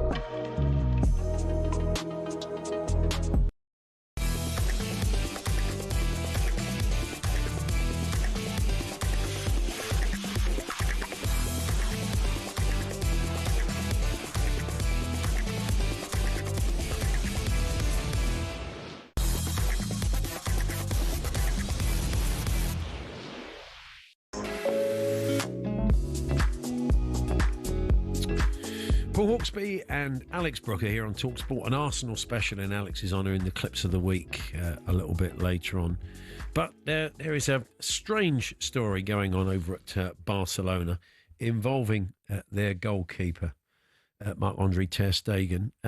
He has been stripped of the captaincy, and it is a lot to do with their very sort of confusing issues around finances and registering players. Here to explain more is European football expert Kevin Hatchard. Good afternoon, Kev. Afternoon, gents. How are we? Yeah, not too bad. I mean, I've been reading about this story today. It's pretty bizarre, isn't it? It's well, look, I'll let you take it from the top, Kevin. Yeah, well, look, the backdrop is that Barcelona still have crippling debts. They are still above the salary cap that La Liga have imposed on them, and therefore they have to get those numbers down if they want to register their new signings. Now, there's going to be a little bit of wriggle room because Inigo Martinez, who was a really big defender for them last season, is going to join Al Nassr in Saudi Arabia. But before that happened, you had this situation where Barcelona had already made it plain that they were moving on from Marc-Andre ter Stegen, in the sense that Joan Garcia came in for big money from Espanyol, seen as one of the best young goalkeepers in Spain. So he came in as the first choice, and they gave Wojciech Szczesny a new contract, and so he was in as the backup. Ter Stegen at no stage has said that he wanted to go. He's been there for 11 years. He's won numerous trophies with them. Was described by his teammate Gavi recently as a club legend. And he was going to dig in and fight for his place. But he spent a lot of last season injured. And it quickly emerged that he had a separate problem. He was out with a knee injury last season. But he released a social media post saying, I have a back injury. I'm going to be out for 3 months. Now, that 3-month part is really important because if he's injured long term, so 4 months or more, what Barcelona are allowed to do is they're allowed to go to La Liga and say, it's a bit like injured reserve in US sports. You could go to La Liga and say, look, this guy's going to be out for X amount of months. Can we have relief on the salary cap so we can register other players? And that was Barcelona's plan. But ter Stegen made it clear that he didn't feel, and his medical people didn't feel, this was a long-term issue. And he wanted to get back to challenging for a first-team spot as quickly as possible. Barcelona said to him, you have to release your medical reports to La Liga because that's the only opportunity we have to get this extra money on the salary cap. And ter Stegen said, no, I don't want to do that. He's got the support of the Players' Union. And so Barcelona have responded to that by stripping him of the captaincy. They say it's temporary, but it's all getting pretty ugly. I mean, really, I think I'm Team ter Stegen because it's not his it's not his problem, is it? The fact that they're in such a bin fire, their finances, is not his problem that they can't register players. Yeah, and we have this time and time again. We've had players who have been nudged towards the exit door and refused to go, and it's worked out for them. Frenkie de Jong, they were desperate to get rid of him at one stage to raise funds, and he dug his heels in and said, no, I quite like living in Barcelona, thank you very much. I like playing for one of the biggest clubs in Europe, so I'm staying put. But we've seen these campaigns before, and certainly the reports coming out of ter Stegen's camp have been that his nose has been put out of joint by what he feels are negative briefings against them in Catalan media. And this kind of suggestion that Barca were ready to move on from him. Now, where this gets even more complex is that ter Stegen could dig his heels in and say, I'm not going, I'm going to stick to my contract, I want to fight for my place. But that's not going to get him a place in Germany's World Cup squad in a year's time. And Julian Nagelsmann, the Germany coach, has made it quite plain. He is my number one. He is the guy that, everything being equal, will be my starting goalkeeper at the World Cup finals, if we get there. And he has to play. And so he's going to have it. He can't move now, but he's going to have a decision to make in January when he's fully fit. Look, if I'm not getting a game at Barcelona, I'm going to have to move on, at least temporarily. I mean, for a team that, you know, are well aware of, you know, they're kind of trying to manoeuvre within a salary cap and things like that, and trying to push players out, you know, and trying to get players need to be registered and things like that. Taking on Marcus Rashford's quite sizable wages seems, it does seem like quite an odd move, doesn't it? Well, what happened was they wanted Nico Williams from Athletic Club. He's a player they've chased for a long, long time. And that looked as though it was finally going to happen. And so the story goes in Spanish media, Nico Williams said, I want a clause in there that if you can't register me, rather than being marooned in administrative limbo, I want to be able to walk away. Barcelona didn't want to put that in there, and so that fell through. So they needed a left-wing option. Now, you're right, his wages are certainly not insignificant, but he has taken a cut to force this through. And actually, for Barcelona, they didn't have to pay a transfer fee. They've had to pay wages, but they're getting a player who's experienced, and they're getting a player who can play multiple positions. And he's made a decent start in training, decent start in pre-season. And the feeling is that he can back up Rafinha on the left wing and back up Lewandowski through the centre. So it probably works out for Barcelona, that one. I mean, we get this with Barcelona. We had it with Dani Olmo last season. Yeah. Is there like any way, because it doesn't feel like all the other teams seem to have as much of a problem as this. Like, how are Barcelona ever going to kind of manoeuvre away from this model of having to desperately try to register players or unregister them every season? Yeah, well, their backs have been against the wall for quite some time. And the way Joan Laporta, the president, would paint it is that Bartomeu, his predecessor, was the one that got them into real trouble in terms of overspending. But you look at what's going on at Barcelona at the moment. They're not in their stadium. Camp Nou's still being redeveloped. It's still taking longer than expected. It's still costing more than expected. Until that gets sorted and they can get that kind of match day revenue, it's going to be really, really difficult to start getting those debt numbers down. But Laporta made a decision. There were two ways you could have gone. You could have either said, you know what, we have to really cut our cloth accordingly, batten down the hatches, let a load of star players go, sell for what we can, and we're just going to pick kids from La Masia. Or he decided to stay big and say, well, look, we need to compete. We need to get Champions League revenue. We need to win trophies. We need to still have a really big marketing presence. And that's the way he's gone. Although, ironically, a lot of that has been helped by players from La Masia, guys like Lamine Yamal and Gavi and guys like that. So yeah, they're in a mess, and they're going to be in a mess for a while. So we're going to see a lot of this jumping through hoops. Just finally, and real quickly, Kevin, as a student of European football, you've watched a lot of Victor Gyökeres and Benjamin Sesko. Who's going to hit the ground quickest in your eyes in the Premier League? Oh, what a great question. Probably Gyökeres, because he's at a more settled team. But I think in the fullness of time, Sesko will end up having a higher ceiling. They're both great strikers. But I think Gyökeres has got that kind of more established track record, and he's joining a team that has a really solid base, whereas United are still working a few things out. But I do think Sesko is going to be a hit for them. Great stuff. Thank you, Kevin. All the best. Thanks, Kevin. Cheers, guys. Kevin Hatchard, the European football expert.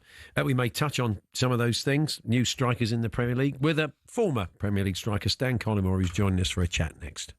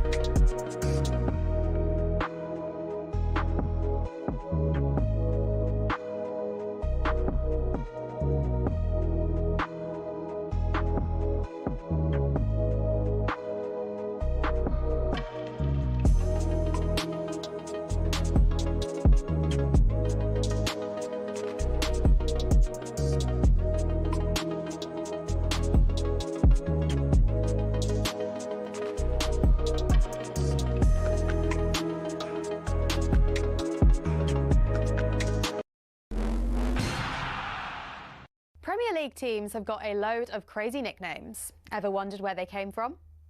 Some are pretty straightforward. Arsenal are the Gunners because they were founded by a group of munitions workers, and Bournemouth are the Cherries because their old stadium was built right next to a cherry orchard. Then there's Everton. They're dubbed the Toffees, but why? Well, because when the club was formed, just down the road there were 2 local toffee shops. Ipswich Town nicked their nickname off their opponents in the late 90s, Birmingham. The term Tractor Boys was chanted as a way to tease the team about their farming background, but they started using it themselves as a way to cheer on the team in victory instead. Take that, Birmingham. Let's head to Leicester, famous for more than just a red, well, orangey cheese and Jamie Vardy. Leicestershire's also the birthplace of fox hunting, hence the Foxes. Crystal Palace's nickname came from an extreme makeover. They were having a nightmare run in the 70s, and when they were relegated, their manager, Malcolm Allison, wasn't having it. I know what will make us better, he thought, a new nickname. The Strong and Deadly Eagle sounded like a pretty good bet. And there's more to that story. Brighton used Palace's nickname to inspire their own. Ooh, bird, they thought. Let's just pick a different one for us. And so, in a heated match between the two teams back in 1976, when Palace fans began chanting "Eagles, Eagles," Brighton fans had the perfect reply: "Seagulls, Seagulls." So next time the away ends chanting their crazy nickname, you'll now know exactly where it came from.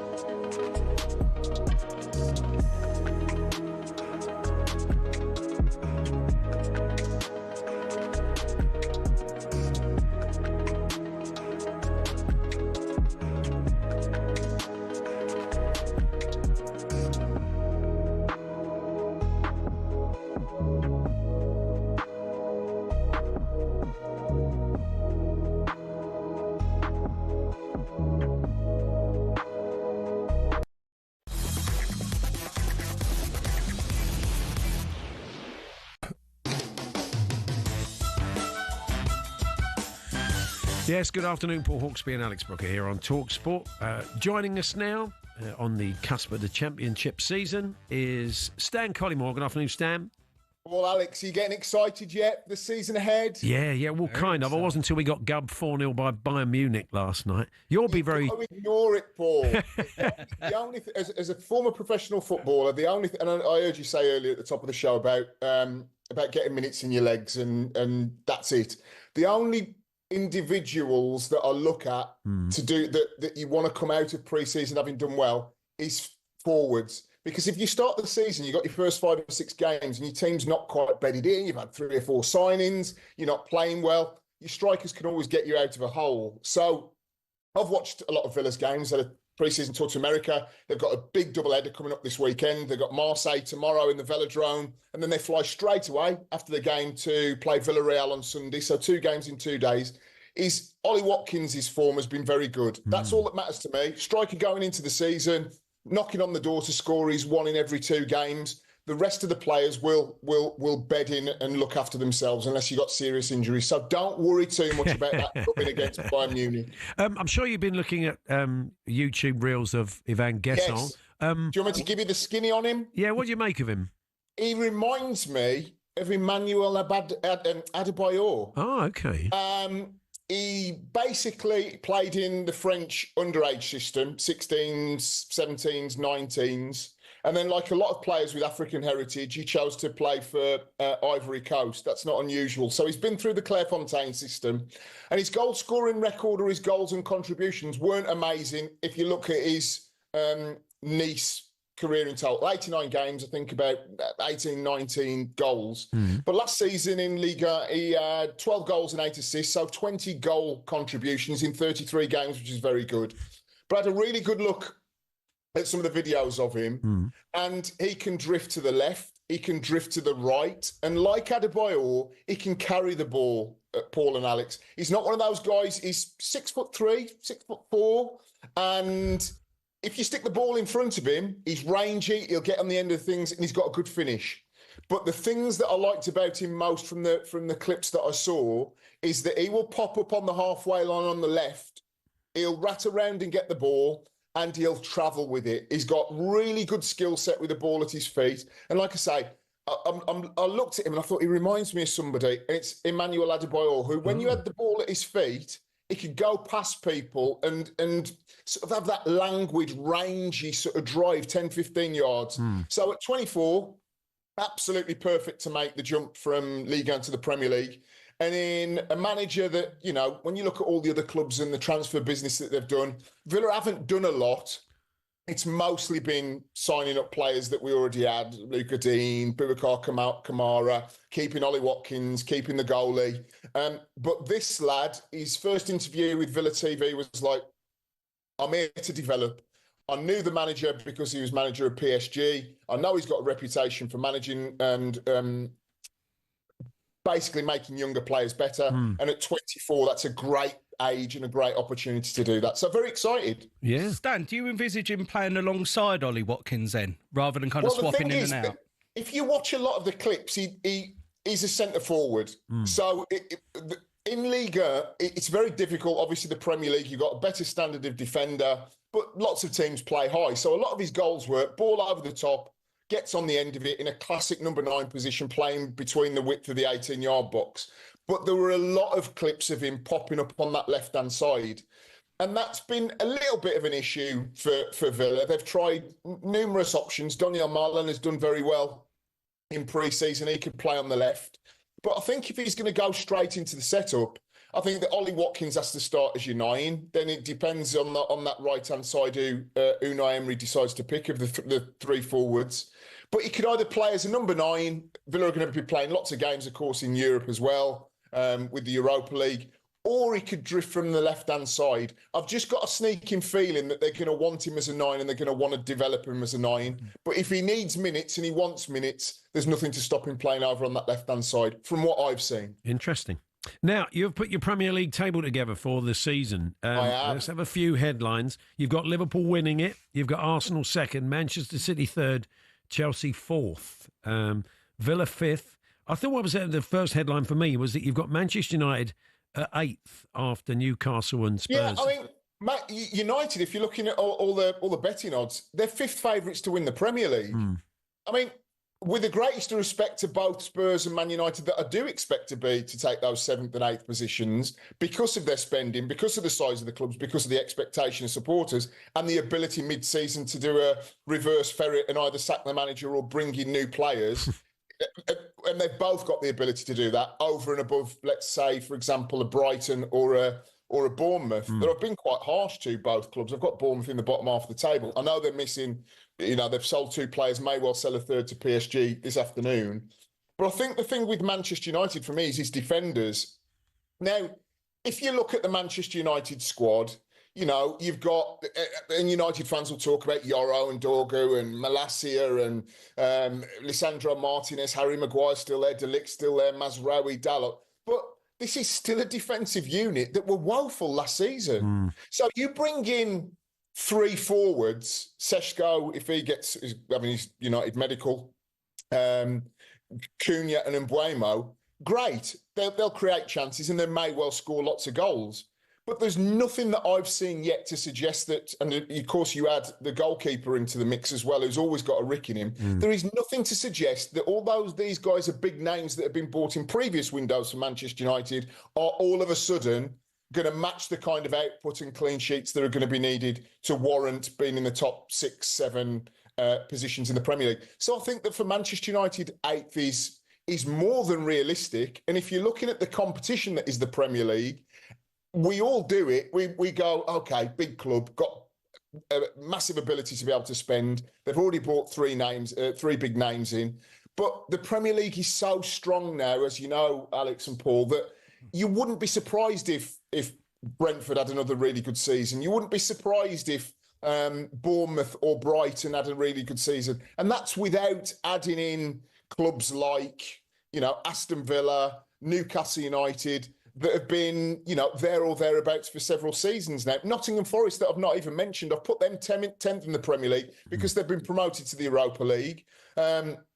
And they're going to have to get used to the sort of midweek, and they're going to have to get used to the weekend, and they're going to probably have to change their style a little bit. But I don't think Manchester United at 8th is unrealistic.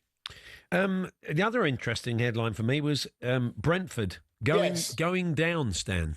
Yeah, I mean, I just put Brentford in, of course, with Bournemouth and Brighton, commentators' curse. But the reason why I've got them to go down is that although I think that Keith Andrews is going to be potentially a very good coach, there's nothing to suggest there is a Premier League coach at this moment. You take out and you gut not just the manager, but virtually the whole of his backroom staff to go to Spurs. And you are effectively cutting off the head of the snake. So you've replaced it with Keith Andrews, and he'll bring in his other people. But of course, they've lost Mbeumo as well. Remains to be seen whether they lose Johan Wissa. I really have a lot of respect for Brentford. I think that what they've done as a football club has been remarkable on and off the pitch. So many innovative things. I went down there a couple of seasons ago and had a look behind the scenes, and it really is a football club that is progressive and has earned its place in the Premier League. But like I say, I think that when you change a manager and you potentially lose 2 or 3 of your best players and a big backroom staff that have followed the manager to Tottenham Hotspur, I think that they're going to be in it. The other ones as well are Wolves. They've lost 14 players. Suggestions in the Midlands press that they may bring in 3 or 4. The reason why I've got them as high as I think, I don't know, it's 14th or 15th, is because I think that in Pereira, the manager, he's got the meeting out of his hand. The fans like him, the whole going to the pub after the game thing. But more importantly, he's created an atmosphere where I think that the players that are left at Wolves will do a turn for him in a way that I'm not convinced that they will for Keith Andrews at Brentford. Wow. Yeah, I mean, good news for Leeds fans, though. Stan, you've got them to stay up. Yeah, I mean, I think that it's hard a year in and year out to make a case for any team that goes up. I'd love Sunderland to go up because I had great memories of playing at Roker and obviously a huge football club. But when you're looking around at the scraps on the table after being promoted, you're last in line for all the signings, is that the people that they have bought in, even though it's, Granit Xhaka is a senior international, they're the last in the line. So it's not necessarily a cohesive effort. I think that what Leeds did to me, and if they could just score the requisite amount of goals, which I think they may will do, not saying they're going to win bucketfuls of games, but if Brentford or Wolves are going to struggle as much as I think that they may well struggle, then I think that there's a possibility that Leeds United at Ellen Road, a quality young team, they brought in 2 or 3 interesting signings, that they're the ones that can do it. I've had on social media a lot of people saying, well, wouldn't you say Burnley? But Burnley have had that experience of winning the league, I think, or being very close to it. The last couple of times they've gone up with 100 points and then gone down with 20, 23, 24 points. And I think that matters. I think that mindset matters, even if you do bring in a Kyle Walker. So the caveat, asterisk, if Brentford go down, that obviously means one of the promoted teams stay up. And I think that all things considered, especially with the season Leeds United had last season, that they would be the more likely of the promoted teams to stay up. Just a quickie on the Netflix-style documentaries, the behind-the-scenes documentaries. You're done with them. Enough already. I mean, I've got no problem with the Tom Brady kind of, the buying billboards out and driving them around Villa Park saying this city is blue. I mean, that's great. Football rivalry, wonderful. I think it's more the narrative. We get a few managers swearing in the dressing room, a few high fives, the owner driving in his car saying, in this case, I don't really rate Wayne Rooney, or, it was the Jose Mourinho having the heart-to-heart with Dele Alli. Is that, for me, as a player, having been 6, 7, 8 Premier League clubs played for, it doesn't replicate what goes on in a dressing room. They're just choosing the very choicest bits which you would expect. It's got to be edited down. But enough already. The people that looked really good out of that Birmingham City documentary were the 2 at Wrexham, because they at least came over as humanoids that had some interest in the community beyond Wrexham Football Club. Tom Brady just looked as if he was this sort of big sheriff coming into town that's going to blow everything away, and before you know it, Birmingham City will be Premier League champions. Not in my lifetime. It's got a bit personal, that. Cheers, Stan. We'll catch up with you soon. Thanks very much. See you later. Have a good one. There we are. There's Stan Collymore there, with his with his Villa hat on. I mean, in the Arsenal one, I remember they had Mikel Arteta showing him holding up a light bulb in the dressing room and playing him. I mean, I dread to think what didn't make the edit then. Yeah, that's true. That's true. Anyway, we're going to hear from you very shortly. Some of your examples. We've been talking today about this warning and new research that says an awful lot of scamming going on, ticket scams ahead of the start of the Premier League season. Victims lost an average of £218 last season, 76% of scams starting on social media. Going to hear some personal stories in a few moments' time. Don't forget that Arsenal Clips of the Week special we'll bring you later on. Todd Macklin's joining us as well, and we'll get the latest on the transfer market. We're here with our good friends at Toolstation, delivery in as little as 30 minutes with Fast Track. Next stop, Toolstation.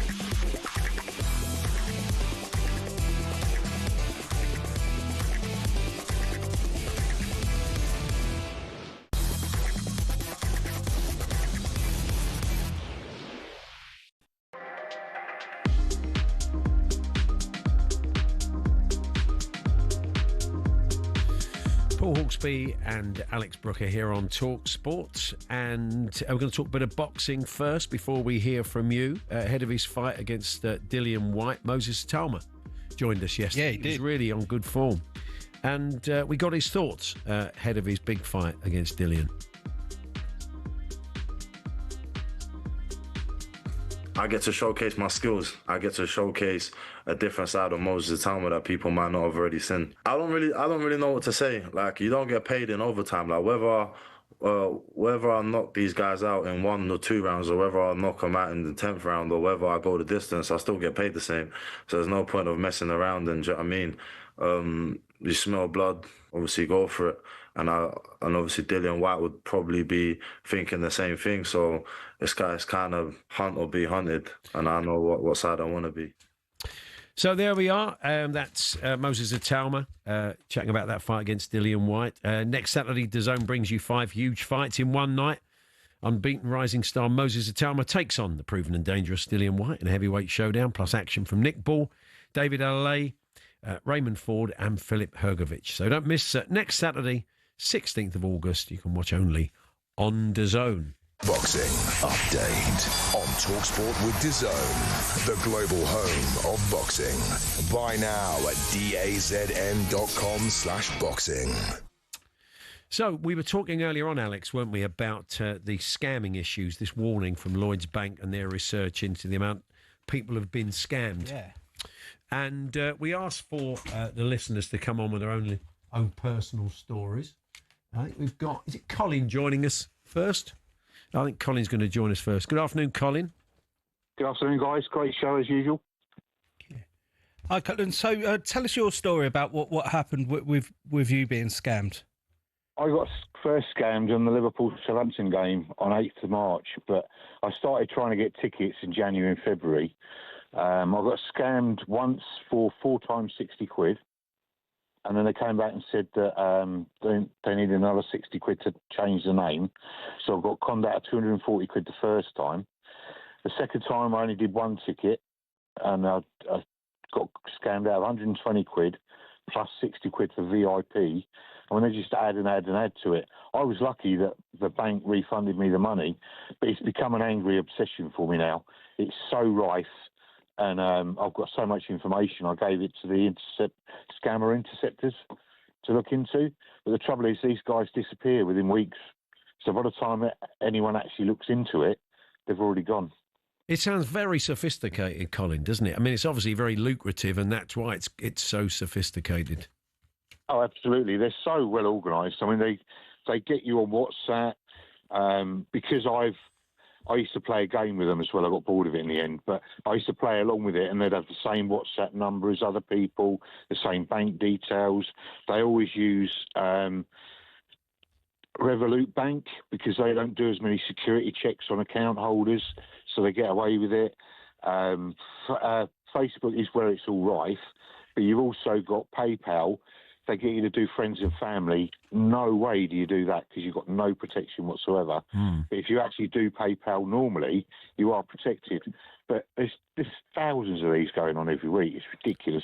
Yeah. I mean, and so what sort of things did they? Because obviously you said you'd got scammed a second time. Was it a different site? No, it's the same. I mean, the 3 different ones were 3 different scammers over a period of about 6 weeks. They pull you in by legitimate people recommending, and what they might do is sell a legit ticket once and then scam about 10 people afterwards. And the thing to look out for in the profiles is they're normally only a few days old. Some of them are private profiles, so these things that you can look at and think, yeah, that's dodgy. But there's legitimate ticket sellers on websites, and I see copies of them, exact copies. So they make it look legit. And unless you click on the email and look at the email address, you don't notice it. And if you're desperate to get tickets, I mean, I've heard of women trying to get their sons and their husbands' tickets. They don't really know what they're doing, and they're easy to get scammed. Yeah. But once you get scammed once, you're on a list. And you just get scammed forever after that. That's a good point, actually, Colin, I think, because presents, you can imagine someone saying, I want to get a present for family. Yeah. Maybe they're not football fans, and they think... know the way to, the official channels to get tickets, and it's not your memberships, and you want it to be a surprise. I can see how you'd fall foul of these people. Absolutely. Also, they don't know how much the legitimate tickets are. I mean, I can get tickets for 300-400 quid off the website, which are legit. But if you get offered a ticket for 120 quid, and and it's always the week before the game they get you. I mean, I went up for the parade weekend. There was no way I was going to get a ticket. They were just ridiculous. But I did get offered one outside the ground for £900. Right. So there are people who do sell them, but they're in the minority. The majority of them are scammers just making an absolute fortune out of fans desperate to get to games. No, that's the thing. They're sort of preying on the vulnerable, but that is often the case. And Colin, thanks for your insight. I'm sure you've helped some other listeners to watch what they're doing. All the best. Thanks very much. Absolutely. Thank you. There we are. Colin, the Liverpool fan there. You're a season. I'm a season ticket holder. If I want to go and see the team, I've got a ticket. I mean, And even if I can't go, I put it on the exchange, and it goes to other Tottenham fans. And even then, Colin said about tickets. Through websites being 300, 400 quid. Yeah. When he said that number, I was like, well, that's obviously there's a big markup on those, even though I suppose you're guaranteed the ticket. Yeah. I mean, obviously, it's I think a lot of I've seen some people texting in about away games. Even when you're season ticket holders, that's a different level of obviously away games. It's a lower allocation. It's always more difficult to get hold of them. Certainly, I know of Arsenal, huge demand for the aways, and they're always difficult to get hold of. And well, the allocations generally are often, depending on where you're going, but they're often quite small, aren't they, for league games? And you have so many points, and if you don't reach those, but you want to go with people that have got the right amount of points to go, you try and find another way of getting a ticket. It's difficult, and as I said, that's the main kind of when I used to get tickets off of people. But I'd always I suppose it's it's people that someone knows them, but in general, Well, look, we had some other calls on it, and we'll try and dot a couple more around the show, because I think it is quite useful if this is going on that other people listening, they don't get caught out as Colin and a number of the other listeners have. But still to come, Tom Macklin joins us. We'll enter the world of American sports. Smelling salts have been very much in the news this week, as you'll discover. We'll also have a Clips of the Week Arsenal special in Alex's honour, with a few old Arsenal faces popping up throughout the years. And we'll look at the transfer market. That's all to come.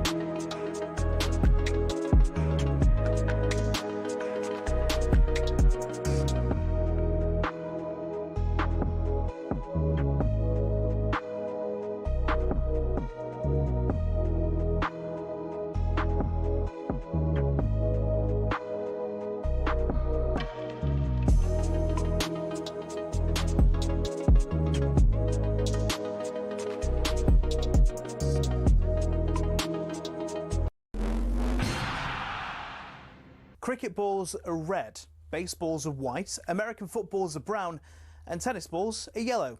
We don't even think about it really. But the story behind the tennis ball is actually quite interesting and even involves Sir David Attenborough. I know. Well, here's the tale. Tennis is widely known to be a French sport. It dates back to the 12th century when people used handmade balls, and it was then called tennis, which is the verb to hold in French. And people used some pretty wacky material to make the balls with: cork, wool, chalk, animal fur, and even human hair. A few centuries on, Germany got dead into the tennis too, but wanted to make a few modifications to the ball to make it a bit more effective. Around this time, an American chemist had just created something called vulcanized rubber. Out of that, people started developing air-filled rubber balls, which were properly bouncy, but either red or grey in colour. These were manufactured in Melton Mowbray. That's right, the home of the pork pie. One problem, the balls kept on breaking on impacts with the racket. The call of new balls please seemingly coming over every other point. Step forward English lawyer and tennis enthusiast John Moyer Heathcote, who suggested balls be covered in flannel to stop them from degrading. And thus the modern-day tennis ball was born.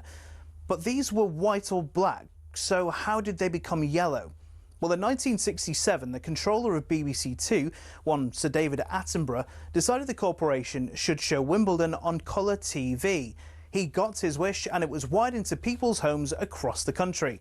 The only sticking point, the white balls were nearly impossible to see on the screen. So the International Tennis Federation, sensing an opportunity, started developing a new ball that would be visible even without the need for 4K LED displays. Not that anyone had that in the late 60s. After rigorous testing, they came up with the colour Optic Yellow and decided every ball be coated in that colour from there on in. And there you have it. Tennis balls are yellow, all because Sir David Attenborough wanted to watch Wimbledon from the comfort of his own front room.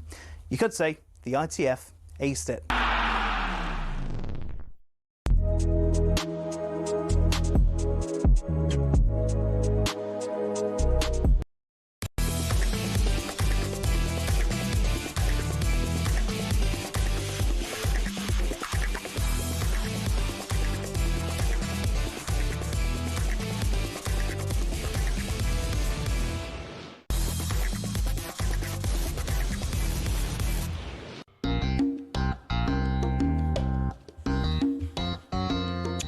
Good afternoon, and it's Paul Hawksbee and Alex Brooker with you through until 4 o'clock here on talkSPORT. At 4, Drive returns with Adi Oladipo and Gabby Agbonlahor. Gessan's had the thumbs up from Stan Collymore. He's been watching the show reels of Villa's new striker. We'll see what Gab makes of it at 4 alongside Adi. And then we've got live football for you tonight. Birmingham City versus Ipswich Town as the Championship returns. And the Sports Bar with Majestic and Carlton Cole straight after that game. Looking at all the big stories of the day as well as that match. But we turn now and we decided to select our dream team with the Sun. A bit of fantasy football. Dream Team from the Sun on talkSPORT. The free-to-play fantasy football game where there's a share of $100,000 up for grabs. 18 plus terms and conditions apply. So over the next week, 11 different talkSPORT presenters are going to be selecting 11 players for their dream team from the Sun. We've each got a budget of £50 million for a goalkeeper, defenders, midfielders and at least one striker. So it is my turn today. I'll be brutally honest with you. I was pulling together the clips of the special Arsenal clips thing for Alex a little bit earlier on. So I had to lean on Alex's expertise to an extent on this, I think it's fair to say. Yeah, I could see, you were very busy. I put the guts of it together. You did. You selected the formation. And you embellished it while I was looking for funny Arsenal clips. But you ran it past me and I didn't have a problem with the extras that you'd added because obviously you have a certain budget you've got to work within. Yeah. So let's start at the back. I mean, I've gone with Alisson, of course, as you'd imagine. It'll cost you £4.5 million. But I think a pretty safe pair of hands. And the work they've done, I mean, look, we don't know, but actually we do know about Kirkes. We haven't seen a lot of Frimpong really, but they don't buy bad players, do they? Also, it feels like Liverpool are going to win a lot of games. Yeah, and hopefully not concede a lot of goals from that point of view. So I've gone with Alisson in goal. My back four, as I said, it works with Dream Team. You don't necessarily get the left back you want. You get your four defenders. So I've put Saliba in there as much as it like a cat with a fur ball. I was putting an Arsenal player in there, but I did because he scores goals from set pieces, and he's a very good defender. So he's certainly. I did go with Kirkes because I think we know his assists are pretty great as well. He's not just there for defensive duties. He's got an assist in him and the odd goal. So I've put him in there. I went with Mickey van der Ven as well. I'm just hoping Thomas Frank can shore things up a bit at the back. But again, he's another one who scores the odd goal, gets his tackles in. And the fourth, interestingly, we've gone with Hatto. Yeah, from Chelsea. Yeah, because... mainly because he was 3.5 mil. Because he was cheap. and he worked. He was the kind of the ones you always have to do when you do a dream team. You have to kind of put a bit of, with respect to Hatto, bit of ballast in there. Yeah. And with a Colwell injury... That's what when I looked at it, I thought, with the Colwell injury, I think he'll play a lot of games, and by all sounds, he's a very good footballer. So the one worth the most money is the one who's cost the most money, Florian Wirtz, because again, I think he's going to assist and score and be important, get his tackles in. So he's in there. Mohamed Kudus, I was all for that. He's looked pretty good so far. He has got something about him. He looks again like he's going to score goals and assist goals. But we were looking for a bit of ballast with respect to Granit Xhaka, and I could see the sense of it, Alex, because he is he's someone who, because you do pay out on tackles in they do. You get points for tackles. Yeah. I don't know whether or not they're for good tackles. If I remember Xhaka's time at Arsenal, they weren't always. But I think he, for $3 million, I think that's half decent. That's. So I've put him in there. You put him in there for me. Okay, up front, we've got Jared Bowen. Again, in a side that where they are quite reliant on his goals, I still see him being the main source of goals at the moment. So that makes perfect sense at $5 million. Matas Cunha, again, he's going to score and assist. So again, that was somebody I certainly would have picked. And then with $4.5 million left, Alex. Pedro, I think a good solid idea. I think if he certainly hit the ground running in the World Club Championship. Yeah. So he looked great. So I'd say our combined team. I'm certainly not, and unless I win it, in which case Alex's name won't get mentioned again. Well, I'll just say after all the years of. But anyway, so Becker in goal, Mickey van der Ven, William Saliba, Kirkes, Hatto, Kudus, Xhaka, Wirtz, Pedro, Bowen and Cunha. That is my team to hopefully win the Sun Dream Team. Fingers crossed. We'll see what happens. And say there's more presenters. I think Ray Parler did his earlier on today, and you'll be hearing from other presenters. Charlie Baker's going to have a go next week. I think that's the initial aim for us, isn't it? So it's just to beat Charlie. Yeah, I think for you, hopefully this team will be enough beat Charlie Baker, and then whatever else happens after that is a bonus.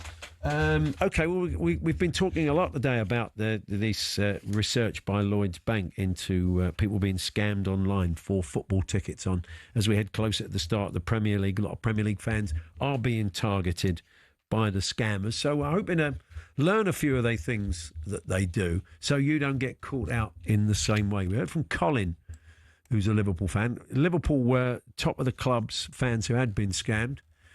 Richard is a Liverpool fan and joins us now. Hi, Richard. Hey, are you all right? Yeah, good, thanks, Richard. So what was your experience? Well, about a month ago on Facebook, there was a website on there. Can I say the name of it? I don't know. I'll tell you what, tell the guys off air and we'll check it out, because I don't want to put anybody into a situation where they may turn around and say they're a perfectly legitimate website. But just tell us broadly your experience. Not, mate. They're definitely not. Okay. So about a month ago, I went on there and there was it looked a proper site. So I purchased 2 tickets, 150 quid each for me and my boy. And so I got it said your tickets had been purchased and it was all being processed straight away on the booking. And then my wife was very I think there's something wrong here. So she emailed them the same day and said, when are we going to receive the tickets? And we did get a reply saying the game's not for another month. We will be dispatching them soon. And then about a week up to the game, I was getting a bit worried, so I emailed them about 4 times, and I just had bounce-back emails coming straight back at me. And then I went onto the Facebook site where I got them from and messaged them on their page. Nothing for until, obviously, I've had nothing since. So, yeah, £300 I paid. And I won't be doing that again. Are they still up there? Is the website still up there and working, or is it gone now? Yeah, no, it's not been as active. I haven't seen it obviously since I bought the tickets, really, but you could still go on and get onto their site and message them. And when I Facebook messaged them, my message is being sent. So, right. Yeah, I don't know what. They must see the message because it's being sent. I don't know. But, I'm gutted, really, because I'm more gutted for my boy, really, because it made me feel quite embarrassed of myself, really, because I've done it. And you, again, as we said, you're desperate to get tickets and you'll take a punt on something like that, hoping it's legit. Yeah, I think you do. And Richard, was there stuff on the website that kind of lured you in that made you think it was all legit? No, it was just the advertisement, really. It was like, charity shield tickets, and I think they started about £100, but you were up in the gods. And as soon as you started paying more, obviously it was behind the goal, Liverpool end. I was like, wicked. So, but eventually, I was pulled into it, mate. So, do people have... Look, I don't really get involved in Facebook, and I wouldn't buy tickets on Facebook, but do people have good experiences? Are you aware of this, Alex or Richard? I mean, do people go in there and find legitimately, or is it all a bit of a nightmare when you're dealing like that for tickets? I don't know, mate. I think it's the only time I've ever bought on Facebook. Right, so, okay. Well, maybe that's the takeaway. I mean, work on the basis that, that's probably the last place you want to be doing it. But I mean, I'm interested to hear from listeners if they've gone on there and had a good experience by buying match tickets on Facebook, if it's all relentlessly bad. It feels like Facebook is just full of scammers and people that used to go to school with who have horrific political views that stick up on. Well, Richard, I'm sorry to hear that happened to you, but thanks very much for your call. So there we are, this Richard, the Liverpool fan. But this is again, the sad thing is obviously for his boy. Yeah, exactly. Well, that's the thing. Desperation. His lad's probably saying, "Dad, I'd love to go to a match," and he doesn't want to disappoint him, and he thinks, "I can't get him through legitimate means, and I can't get him, and I can't spend £600, £700, £800 on a ticket from one of the resale companies." Absolutely. So you think, I'll take a chance, and that's what they work on. If everybody's taking a punt on it and thinking, "Well, it's £150, I don't want to lose it," that's how they're making their money, isn't it? Clearly. A little bit of news for you. Ethan Ranieri has signed a new 5-year contract. Great news. Yeah. I mean, it's a bit like when Skelly signed a new deal. I thought, well, I didn't think for a minute he was going to go anywhere else. No. I mean, you're always slightly concerned, but there was, With Ranieri, I think there was murmurings of Chelsea, wasn't there, about a month or so ago, and obviously he went away. I think they were just working on the deal, and Arsenal, they've had a busy old summer trying to bring people in, and but again, he's a fantastic player. It'd be interesting to see how much he plays this season, because obviously last season the reason why he played so much was because we had so many injuries, and I'm sure Arteta would like to think that we wouldn't have that again this year. So it was how much he'll kind of game time he'll get, and the other thing now is obviously with Max Dowman coming through. You would imagine he would have had conversations with the manager, and he's got assurances he is going to get more game time. Yeah. I mean, no one gets a guarantee to start, but I mean, you would imagine he's going to feature more and more the older he gets. No, he's a fantastic player, and also I feel last season he slightly suffered from the fact that there were so many injuries, and he was thrown in there and he made an impact straight away. Then, along with the rest of the team,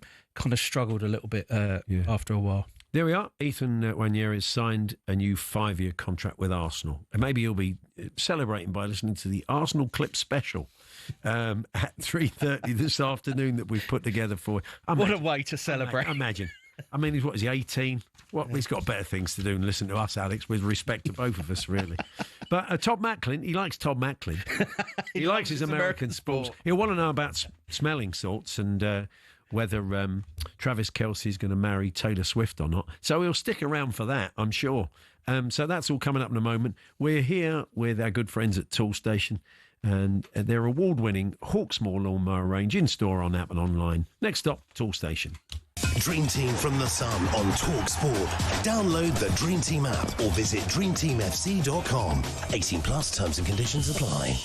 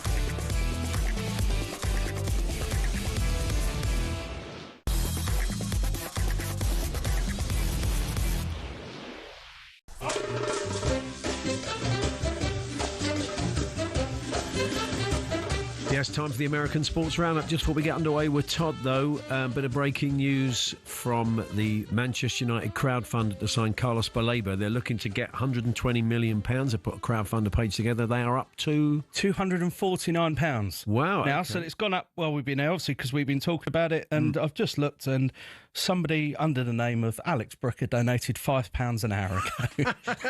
Can we clarify it wasn't you? 100% not me. Yes, Todd Macklin joins us to talk American sport. Hi, Todd. Hey, Paul. Hey, Alex. Well, we're going to talk about smelling salts, and we're going to kick off. And the reason this came out publicly was that it's the preseason, NFL preseason, kind of getting underway over the next few days, and George Kittle, one of the 49ers players, kind of crashed an interview with the NFL channel with one of his teammates chatting away to make this announcement. Here we go. George, hello, friend. How are you? I honestly just came up here to air a grievance. Oh. Our team got a memo today that smelling salts and ammonia packets were made illegal in the NFL. Wow. And I've been distraught all day. Okay. Illegal? He even said that he's not practicing anymore. I considered retirement. Yeah. So they go ahead and bring that back for George Kittle. Yeah, so we got to figure out Goodell. a middle ground here, guys. Somebody help me out. Somebody come up with a good idea. Fred, it's on you. Airing of grievances. Yeah, that's all I had to get out there. Well, there we are. It wasn't quite like that because the NFL later clarified that players can still use them if they bring them themselves. It's just the clubs can no longer supply, the teams can no longer supply them. So, Todd, I didn't know it was such a big thing. George Kittle was saying after that he uses them sort of just before more or less every drive when he's playing. And there is this concern that it could mask concussion symptoms. It's a strange story, isn't it? It is strange. So smelling salts, we kind of all know that they were used when someone fainted. They used them in boxing a lot.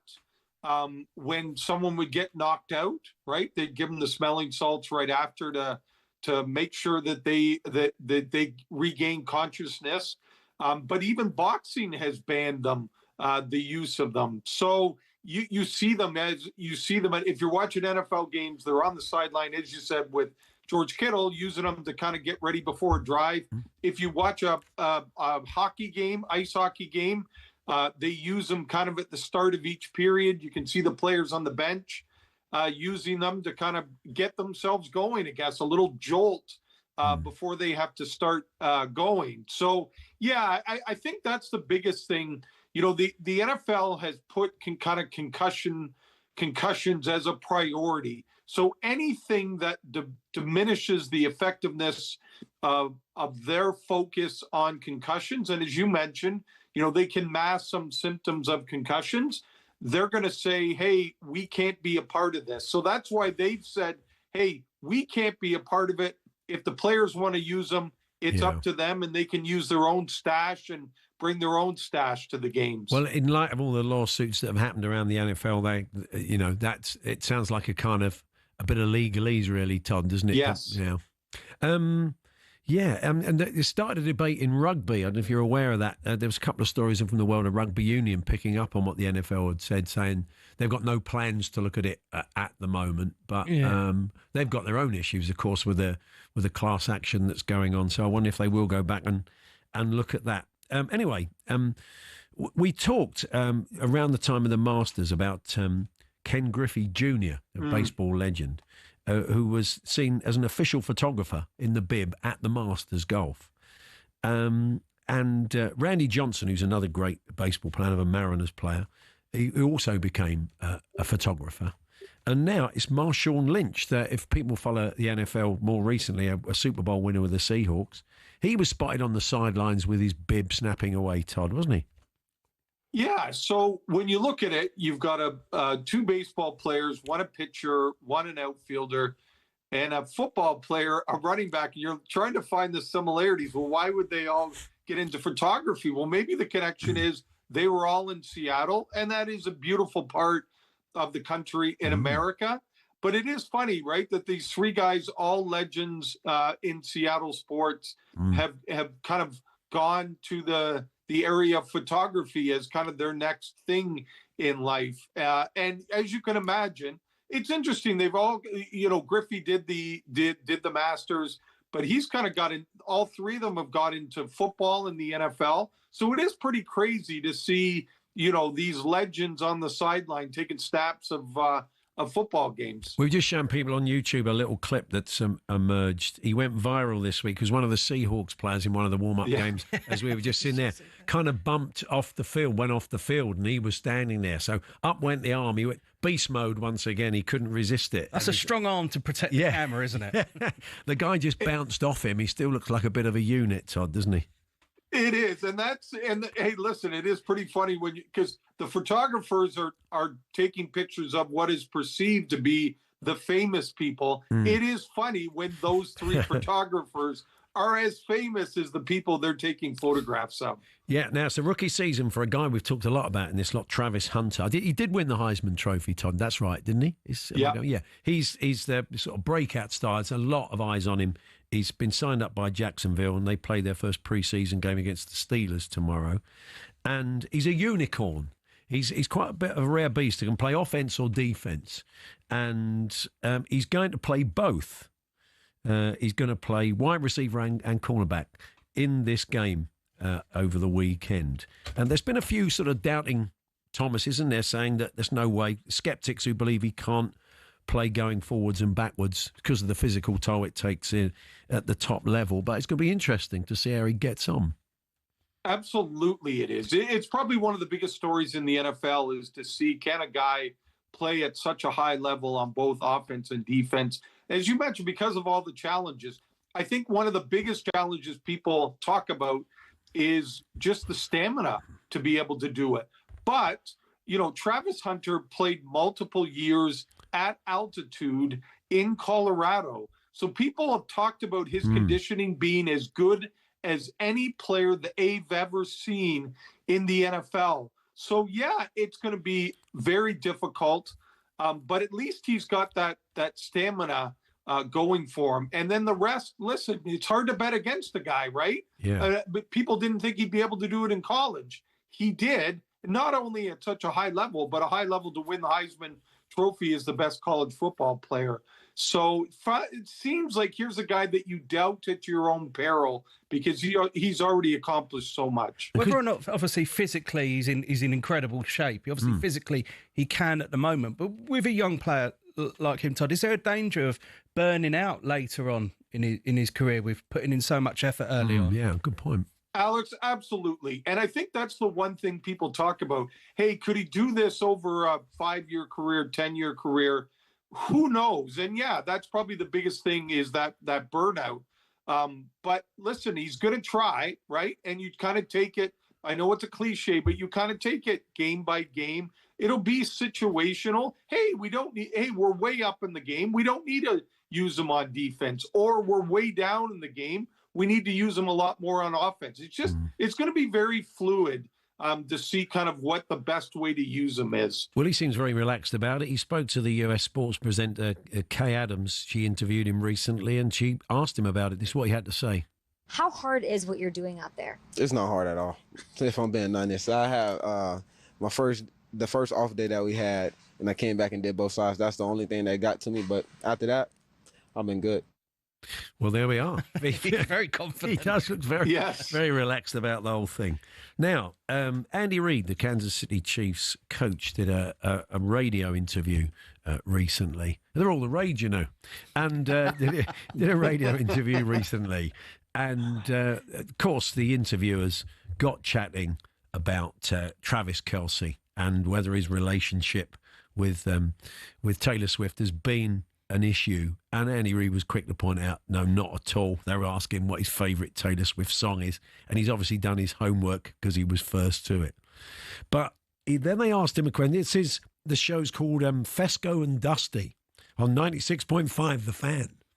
And this was the question they put to him. And I thought his answer was quite interesting. Here we go, Todd. So you're at the wedding, you're giving the best man speech, or you're giving a speech at the wedding. What's the one Travis Kelce story you want to tell to make sure everybody knows?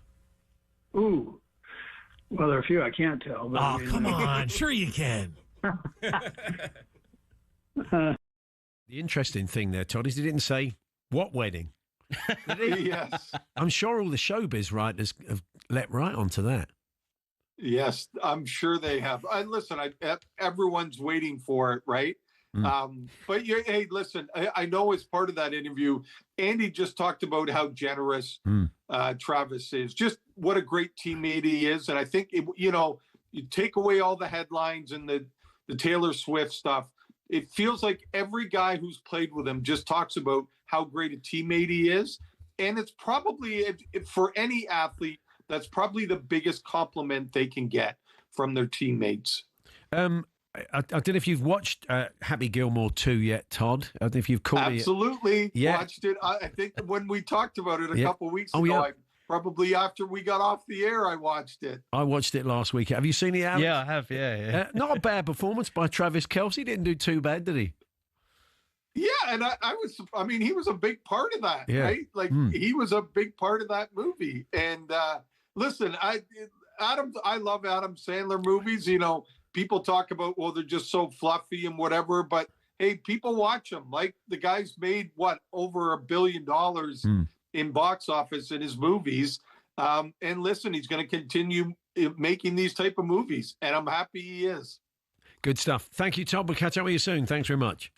See you, boys. There we are. This Todd Macklin, our man on American sports. It was quite interesting listening to the rest of the interview with Andy Reid, and he kind of says, "Oh, he's such a great guy," but you could tell the two hosts are like, "But tell us a story." Yeah, come on, let's have a bit of dirt on him, and they didn't have any, did they? Yeah.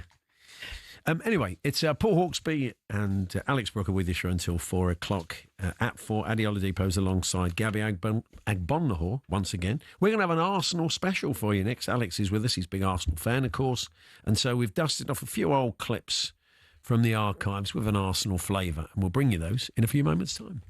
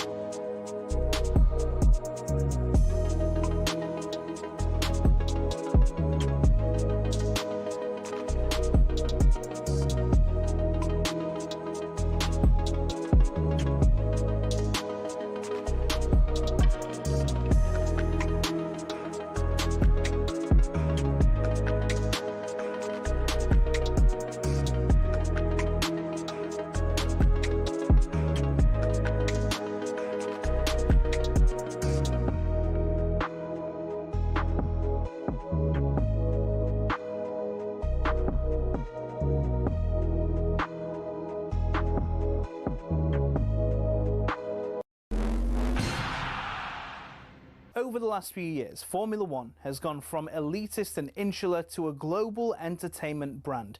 The transformation's down to American investment group Liberty Media, who cultivated a new image for the sport since buying it in 2016.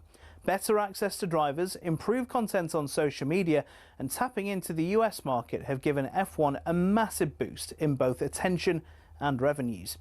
But is everyone happy? The fans certainly are, as evidenced by Drive to Survive.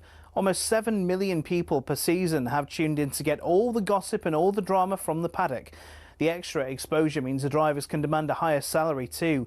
In 2010, the top drivers were earning $20 million a year, which isn't bad.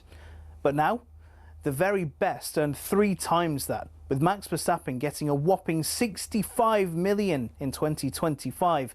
But money doesn't always buy happiness. Some drivers, including Verstappen, don't like the pageantry the changes have brought about. In Las Vegas in 2023, Verstappen said the drivers were made to look like clowns, and the event was 99% performance and 1% race. Some purists who still watch the sport feel the same, and that the spirit of competition has suffered. But Formula One and Liberty Media don't look like slowing down anytime soon. So expect more races, major events and exclusive access in future.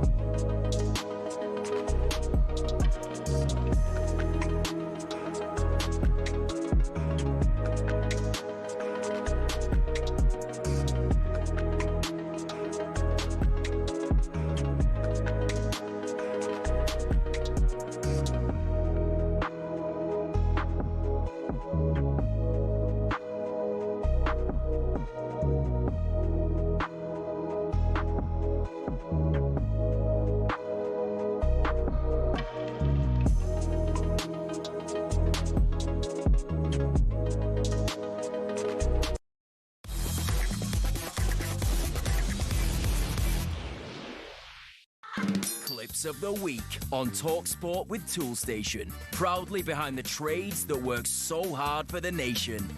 Next stop, Toolstation.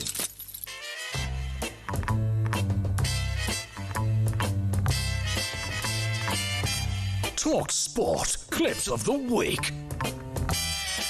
And today we bring you a Clips of the Week special with Toolstation. And as Alex is with us and a big Arsenal fan, we've dusted off a few old Arsenal clips. We've trawled the archives, and there's a few Arsenal personalities and some Arsenal-related clips. So are you ready, Alex? I'm very much ready. OK, and we kick off with Arsenal invincible Ray Parlour with an interesting pronunciation.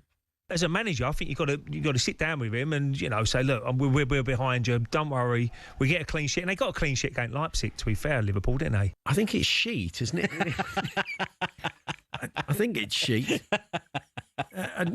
On a similar note, there is another word that he pronounces in quite a quirky way. Go back to '89. The only people who weren't involved was the goalkeeper. I think Dave Seaman. Everyone else was having a big fight on the pitch. Yeah, fight again, Ray. I think fight is the word you're looking for. Very different celebration. Yeah, indeed. Back to Ray later, but we head over at breakfast now and Alan Brazil. This is Alan Brazil Sports Breakfast with our sledge David Seaman. What's an arse ledge? I must get myself one of those. Old Alan. Actually, David's a regular on talkSPORT, and I remember the day he joined us from his car. Well, actually, he joined us from his clown car. It must be frustrating for the fans. The sooner we get some players in, the better it's going to be. What we don't want to see is players going out. You can often see him driving it about. Loads of footballers piling out. All the doors fall off, smoke coming out the back. This is the Moose with some Gunners news. Good morning, I'm Ian Abrahams. Premier League Arsenal travel to Liverpool tonight. What was that, Moose? Premier League Arsenal. I mean, you'd say he drunk, but he doesn't drink. Honestly, he can't even use booze as an excuse. Here's another Arsenal invincible, Martin Keown, talking tennis. I love my tennis. Yeah, Jim. There's every year I try and get there if I can. It's just an incredible event to see. Watching Emma Raducanu coming back into her best again. I've never heard it pronounced like that, with the emphasis on the canoe. Raducanu, that's right. Of course, Martin is a regular guest on Jim White's show, and Jim gave us a very interesting turn of phrase during one of Martin's appearances. A brief look back at last night's action, the first legs of the Europa League quarter-finals with Music Magpie. Martin, we're going to be talking about your Arsenal in a second. Fantastic, I can't wait. We can't wait. What a discussion. Yeah, indeed. Let's get a couple of Arsenal callers now. First, this one on transfers. Wenger clearly isn't listening to the fans or the media, but the board need to step in and say, look, here's £20, find us a good central defender or a central midfielder. 20 quid? You're not going to get a lot for 20 quid, are you, really? It'd be better off putting it in the Carlos Belay bank. I think you would do, definitely. And this is the caller inventing a new word. Yeah, big Arsenal fan. Big weekend for the Goons, isn't it? Big weekend. I'm quite apprehensive, actually. Oh, apprehensious. I've not even heard that one before. That's sensational. Back to Ray Parlour, who also had a new word for us. I think Stoke, you look at them, they could take points off Stoke. I think Stoke in that situation now, they're playing for nothing. If you know, and players do get a little bit lackadaisy. I've never heard the word lackadaisy. It's quite good. It's a bit more whoopsie-daisy, isn't it? And maybe that's what he was thinking of. And this was Sam Matterface with the news of an interesting matchup. And on Sunday, what a doubleheader we've got for you. Arsene Wenger under pressure against Arsenal. Live and exclusive right here on talkSPORT. Arsene Wenger versus Arsenal. What a tremendous fixture that would have been. Fantastic. Staying with Wenger, when he stood down as manager, we were robbed of Dean Saunders' uncanny impression of him. Here's Dean giving it an airing alongside Laura Woods and Alan Brazil. I'd love to see Arsene Wenger in the jungle. Do you know why? Because... Well, usually... I didn't see it. I didn't see the spider. Well, but them rats climbing over your Arsenal, I didn't see it. I never saw the rats. It's a kind of Welsh Roger Moore, isn't it? Why does he make it sound so creepy? I didn't see it. Isn't it? Yeah. It's not. Quite a lot of Dean's impressions are basically Roger Moore. I mean, have you ever listened? He's put no emphasis on any French accent. No, there's no French in there at all. Anyway, good old Dean. Let's have a couple more from Perry Groves now. First, talking about his beloved Goons. Arsenal have been blessed having top quality fullbacks. You know, even on the other side from Lee Dixon into Ralph Lauren. Do you remember Ralph Lauren playing Arsenal? Great clobber. Yeah, you were all well kitted out during that era, weren't you? That's right. And here he is being introduced by Sam Matterface, seemingly in droid form. Perry Groves is... where is Perry Groves? I don't even know. Where are you? I'm in a little... What was going on there? It's fantastic. It's robot Perry Groves. This is Alan Pardew with an interesting pronunciation of Martin Odegaard. You have to say that I don't think Arsenal possess a Foden or a De Bruyne at that, at that level. Ormegard is very close. Sorry, who was that, Pards? Level. Ormegard is very close. Martin Ormegard. I think Ian Ormondroyd. He was thinking of the old Villa striker, I think, back in the day. And finally, our final clip features the Arsenal fan and broadcaster Alex Brooker. What? Who, during an earlier appearance on talkSPORT a few years back, was suddenly possessed by the devil. To be honest with you, if he could produce that form on a consistent basis, and it's quite a big if, it sort of... That would really be a massive boost, and especially with Will. I was very upset about Arsenal that day. Sure I was very passionate. It all went a bit death metal, didn't it? That's right. I wondered why everybody went a bit quiet. I thought they just didn't agree with the point I was trying to make. So there we are. Do you enjoy that? I really, really enjoyed it. Thank you very much. Arsenal roundup and concluding with one of your own. What about that? So there we are. That was the clips of the week. Clips of the week. Thanks. Clips of the wink. Clips of the week. That could have been worse. Don't want to see. That would have been the ultimate clip of the week, wouldn't it? The clips of the week, thanks to the Tool Station. They'll be back soon, of course. We're going to talk transfers next. Ben Jacobs joins us for I'm having a mare. A chat. You're trying to get in next week. That's 2 clips in 5 seconds. He joins us for a chat, and we are going to be talking about Ademola Lookman for Arsenal amongst them. That's all coming up shortly. We're here with Tool Station, delivering as little as 30 minutes with Fast Track. Next stop, Tool Station. Clips of the week on talkSPORT with Tool Station. Proudly behind the trades that work so hard for the nation. Next stop, Tool Station.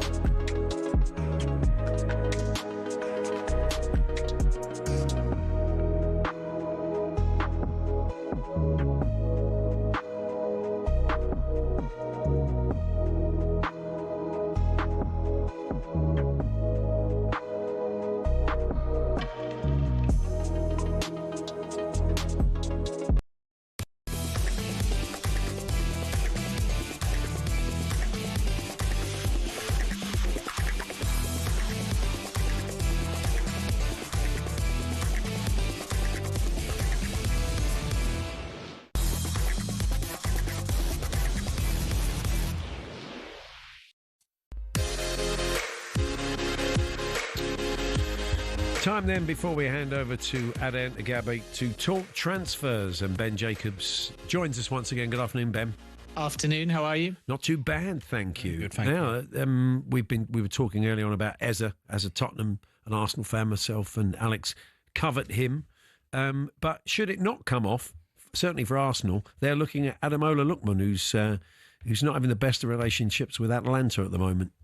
Yeah, Ademola Lookman has actually handed in a transfer request. My understanding is that he wants the Inter move, and there's an offer on the table in the region of 45 million euros, including the add-ons.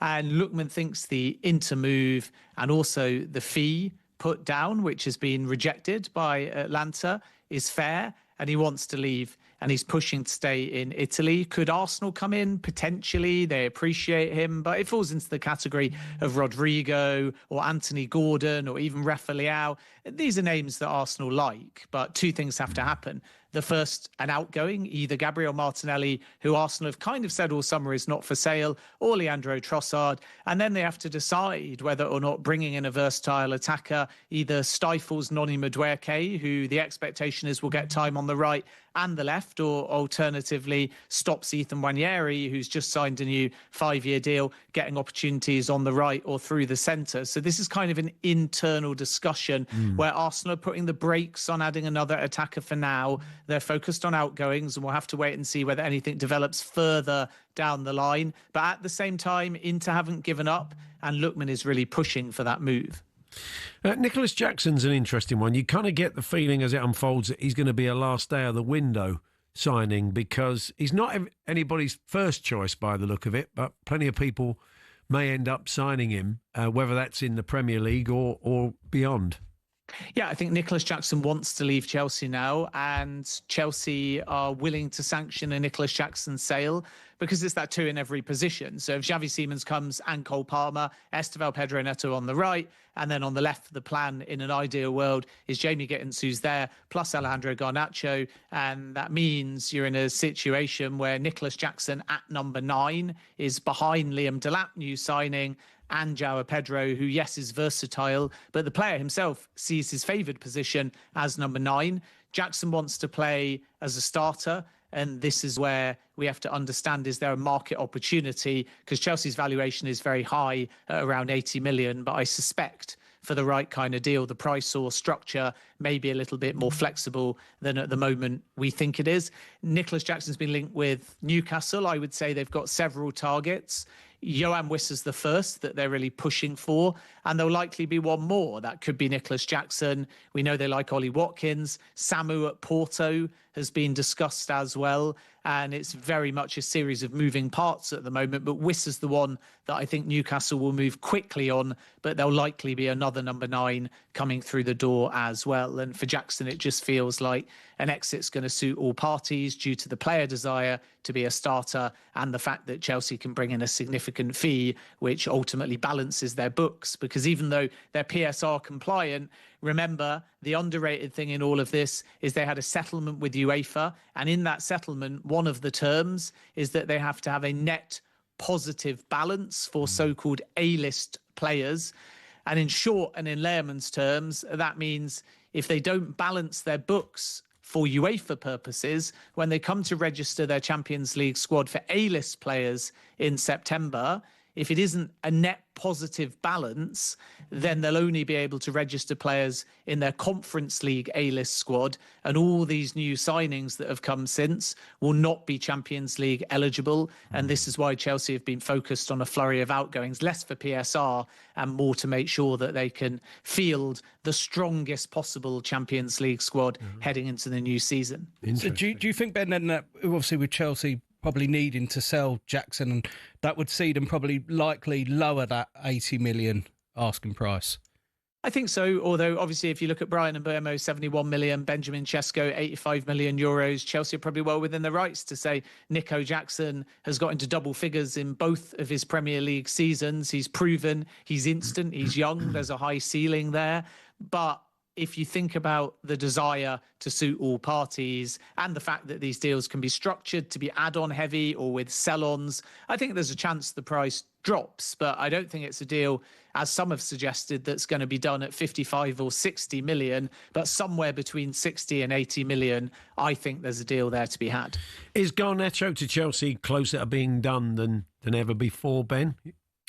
I mean, they haven't formally bid, and we know that Manchester United have this asking price of 50 million. Chelsea are starting more like 30, 35 million. But I think the suggestion that Garnacho is either going to go to Chelsea, his only choice away from Old Trafford, or stay, and it's a straight choice, feels a little bit misrepresented, because Garnacho is done at Manchester United. Manchester United want to sell Garnacho. Garnacho didn't enjoy playing in the Amorim system in a central role. He's not going to get that many opportunities on the left-hand side. And remember, Cunha can go left or central, and Bumo's come in central. And as a result, it feels like if Garnacho stayed, his minutes would diminish significantly in a World Cup year. And this is why I think, again, a bit like Nicholas Jackson, it's going to suit all parties. Manchester United can get their pure profit on the books, and also the wage off their wage bill. And from Chelsea's point of view, like I said before, they can have Gittins Garnacho on that left-hand side. I think Chelsea are going to be flexible here. So Man United are firm. They want their 50 million and they want their permanent sale. I think Chelsea would be happy to do another Jadon Sancho type deal. Try before you buy with an obligation, but with some kind of override. And that's because Giovanni Quenda on the left is also arriving in a year's time. Tyreek George is still there. And the other thing is that if Esteval Willian lives up to his billing and Cole Palmer's still the 10, you might find Esteval is on the right, and then Pedro Neto, who was outstanding at the Club World Cup, could also go for that left-hand side too. So Chelsea would be prepared to entertain lots of different structures, but at the end of the day, I think Manchester United want a permanent exit, and my expectation is that Garnacho is a Chelsea player before this window shuts. Excellent. Thank you, Ben, as always. Cheers, Ben. Cheers, guys. Yes, Ben Jacobs with the latest on the transfer market. Transfer Insiders, of course, back on Monday. And all the information's at talksport.com. We've got all the transfer info there. And that is just about us, Alex. It's been a pleasure working with you the last 3 days. It. I've enjoyed it. See, Tottenham and Arsenal fans can get on. We can get on during pre-season. It is possible, that's right, until it actually starts for real. But you're back tomorrow morning with Max on the warm-up, and then you'll be here on Monday with Max as well. I will be. Fantastic. Very much looking forward to it. Hopefully, thank you so much. See you soon. Just a reminder, the last leg's back in October. In October, mate. Yeah. Usual time, usual place. Yeah.